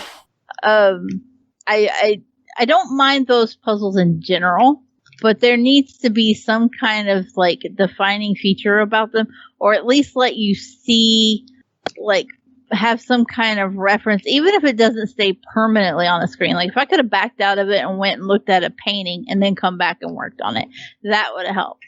Or a lot of times in Artifex Monday published games, they let you, she was using her phone to take a picture of shit all over the whole game. It could have just let me whip out her cell phone and taken a picture of a painting and used it as a guide for that sliding puzzle. And it still would have been stupid hard, but it should have never been 2 hours stupid hard for somebody that's, as well versed in this shit as I am. No. So, beyond that fucking puzzle. Yeah, beyond the puzzle of assholery, $15 on this one. What do you think of it? I do think it's solid. I don't think it's worth a try it knock, from a normal buy it. I am gonna stick with a buy it on it, but I do have to say, like, if you're bothered by the just absolute insanity that might be required to figure out some of the solutions, take that into consideration. It is supposed to be rooted in some kind of degree of reality, and it can be a little difficult to keep up with it. I want to say that I know too that the Artifex Monday games are like kind of notorious. The hidden objects in general are notorious for like, oh, you solved the puzzle and now you got rid of the tool that you solved it with, and then when you need it again, you're like, well, motherfuck, I left that 3 scenes ago, I wanted to give them credit because they give you a Swiss Army knife really early in the game. And I was like, fuck yeah! This is going to get thrown away in like a millisecond. The moment you use it to cut a strap off of a diary, it's gone and broken forever. But it didn't. You got to keep it for like the majority of the game. You get kidnapped. And you immediately, the first thing you do is save your Swiss Army knife. I was so on board. And then let me tell you what happens. 3 puzzles before the end. I'd solved a whole bunch of shit, used the Swiss Army knife, and it even made a joke about how it was like, oh, thank goodness I still had this knife, And I was like, fuck yeah. And then all of a sudden, I needed a screwdriver. And I don't know where, but at some point it had got rid of my Swiss Army knife. Son of a bitch. And I was like, the fuck kind of cruelty is that you let me have it the whole game? And now I need it and it's gone. Oh, Lord. So close to being perfect. Jill is gone. No, I know what I had. I had a Swiss Army knife and a hidden object game. You don't understand what that means. It's like having somebody just hand you the golden goose egg. All right, next game to talk about is called Super Psy Penguin, developed and published by Shockism Interactive, released July 31st on Steam for $4.99. Super Psy Penguin is a cyber penguin hero simulator in which you play a realistic cyber penguin, giving you the power to save the galaxy. Chris, what is there besides a realistic cyber penguin? A fake one? I mean, look. Did he have a Swiss Army knife? No, sadly. Oh, this is the worst penguin ever. Bullshit. I'm not going to be caught being the person who says that there's definitely not a cyber penguin that exists out there, especially one that can fly and shoot lasers. I'm just not going to bring that potentially upon myself. So I'm going to say that it is as realistic as I would expect it to be. Sounds good. Actually. Well. So, yes, you play Psy Penguin. It is a vertical shooter, or shmup, if you wish. Let me tell you about shmups first. I'm going to do that forever. No. We all know what's involved with shmups. This is of the slower European variety. That is to say, if you do unlock hard mode and, turn that on and get to going, then yes, the screen will eventually fill up with bullets, but it's not like an enemy boss will just like fill up the screen every move. It's not like that kind of game. It's just dodge bullets and shoot enemies. Enemies come down in patterns, pick up power-ups and beat a boss, and then rinse repeat. What changes this one up, or what's kind of different on this one, is that, well, of course, your ship is a penguin, a cyber penguin at that, which is pretty cool. It's pretty funny, like, especially I love the intro. It is Cy Penguin going touring is what the intro says. And then he gets a call from Queen Victoria, who tells him, you have to save the world from, what did it say? Hentai wannabe alien monsters or something like that.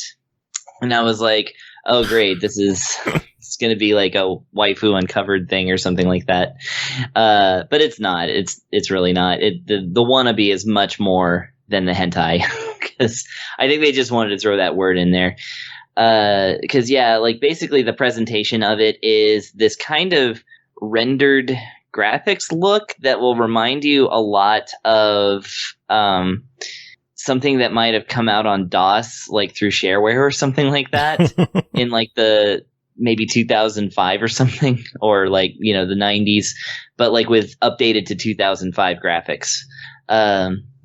So yeah, it's not like a super modern looking game, but it does have a style, and it is, it's a style that does appeal to some people. So the cool thing about it really is that, between stages, if you collect enough of these, I'm not sure what they are. Like they look like gold diamonds that have been cracked. I don't know. They're diamond shaped, but they're gold colored, and they've got just this big crack in them. Anyways, if you collect enough of those, then let's call them cyber gold diamonds. Cyber gold works for me. Sure. You choose the type of bomb that you're going to use in this stage. There's 4: fire, earth, water, air. No heart, unfortunately. But then you get to, like, if you've collected enough of these things, you can then spend them between levels on various power-ups that will stay with you persistently throughout the next stage. They're pretty great. They're all seafood based, not seafood, but sea creatures based. So you got like the hyper turtle, which will follow behind you and blast a whole bunch of bullets behind you to cover your ass, as they say. You can have laser sharks. You can have butt defender. You can have Ronnie and Reggie Ray, who are 2 manta rays that you have to purchase individually, who will, assist you on your flanks. You got Bullet Muncher, which is a shark that swims out there and eats up enemy bullets for you, which is nice. And that's actually a really expensive one too. So I've only been able to purchase it once. You can have Big Balls. You can have a bullet spinner. You can also have something called Killy Killerston. Killy Killerston. Yes. And the description of it does what it says on the tin. Basically kills things. Interesting. Like, yeah, the game is funny, but in that way that it's just persistently trying to be odd, which I always enjoy, of course. So then, yeah, you get into like the game and like shooters and stuff, and like depending on how many of these add-ons you've been able to purchase, you could be spraying out a whole bunch of bullets. And like I said, you take down enemies in groups, and then there are certain power-ups that they show up on the screen and say, shoot me. And then if you shoot them, then they become a random thing. Extra bombs, extra health. You have 5, quote unquote lives, I think. It might be 6. I don't remember if a 0 counts. But before you explode. And if you explode, you just have to start the level over, and you have your same items that you purchased at the beginning of the level. So there's no super like... There's no like super penalty for dying, but there's also like it's not a rich kid strat kind of game. Like you actually do have to be able to get through the level on a set of lives. No. And then yeah, like the enemies in the game are all like kind of like 3D clip art of aliens, but with boobs attached. which I applaud. I mean, they don't look good. The thing about, like, I want to compare this to a Psycheo game, right? Because Psycheo is great at, like, they used that kind of rendered art for some of their games, especially like some of their weirder ones.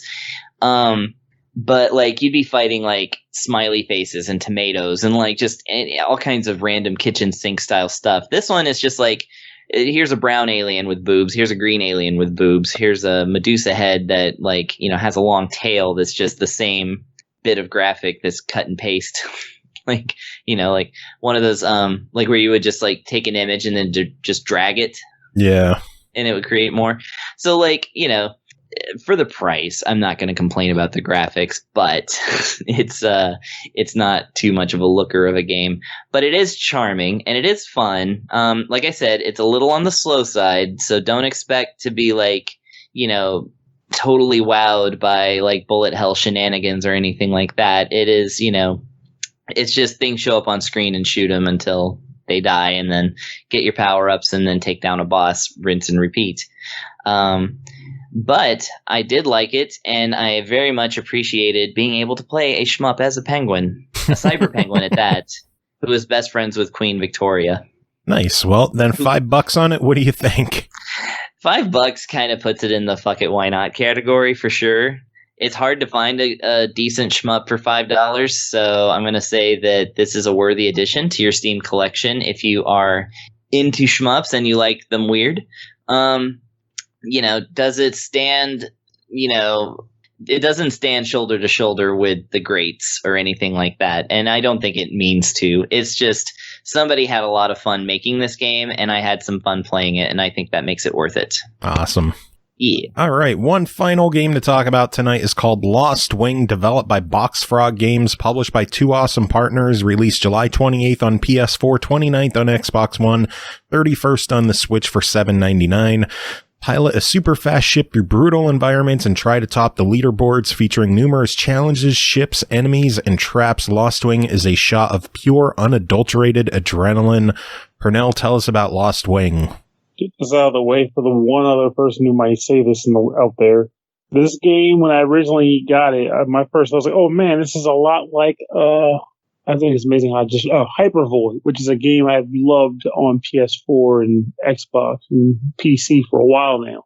And I was expecting this to be more of that. Unfortunately, this game does not play that way. But as I'm about to describe, the way it does play, it's still fairly fun, with only probably one or two niggling elements that I will also mention. So Lost Wing is essentially a endless runner of sorts, in that, well, you're flying towards the screen, but it never ends. However, with that said, the comparisons kind of end there, because really this game is pretty much like a space shooter, only in the form of an endless runner. So the way the game works at the beginning, you typically choose a stage. But due to the fact that everything's locked out, you pretty much can only do the first stage in the tutorial.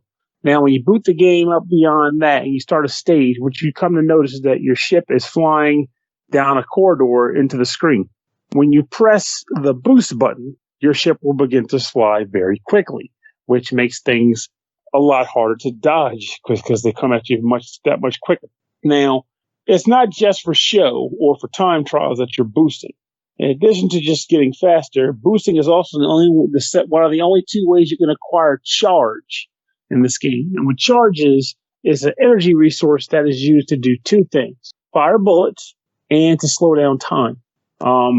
Firing bullets is fairly self-explanatory, but slowing time is pretty much used if you need to put some spin on your moves, or put a little bit extra dab on it so you can evade targets and things like that.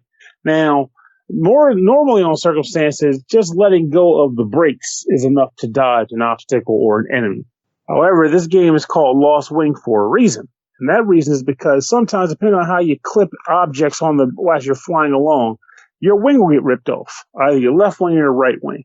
And that's not just cosmetic. When you lose your wing, your ship has difficulty turning in that direction. So if you lose your right wing and you're trying to like tip your ship to the right and progressing as you're progressing the level, you'll be doing that much slower, which puts you at quite a disadvantage when you're dodging obstacles and you can barely get out of the way because your walker's broken.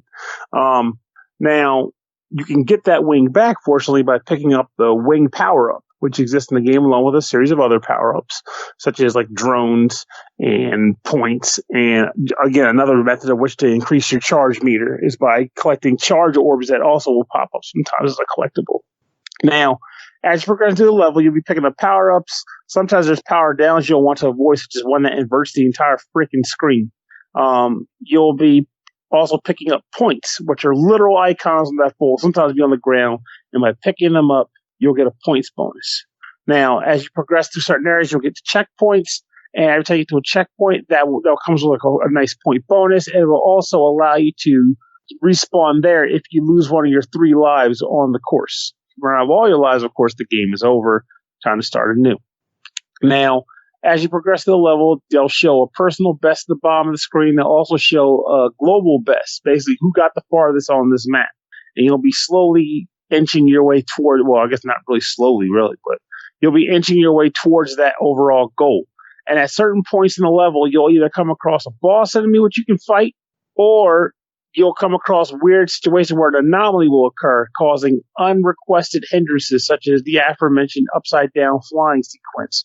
Almost always a death sentence when that happens to me, and I kind of hate it.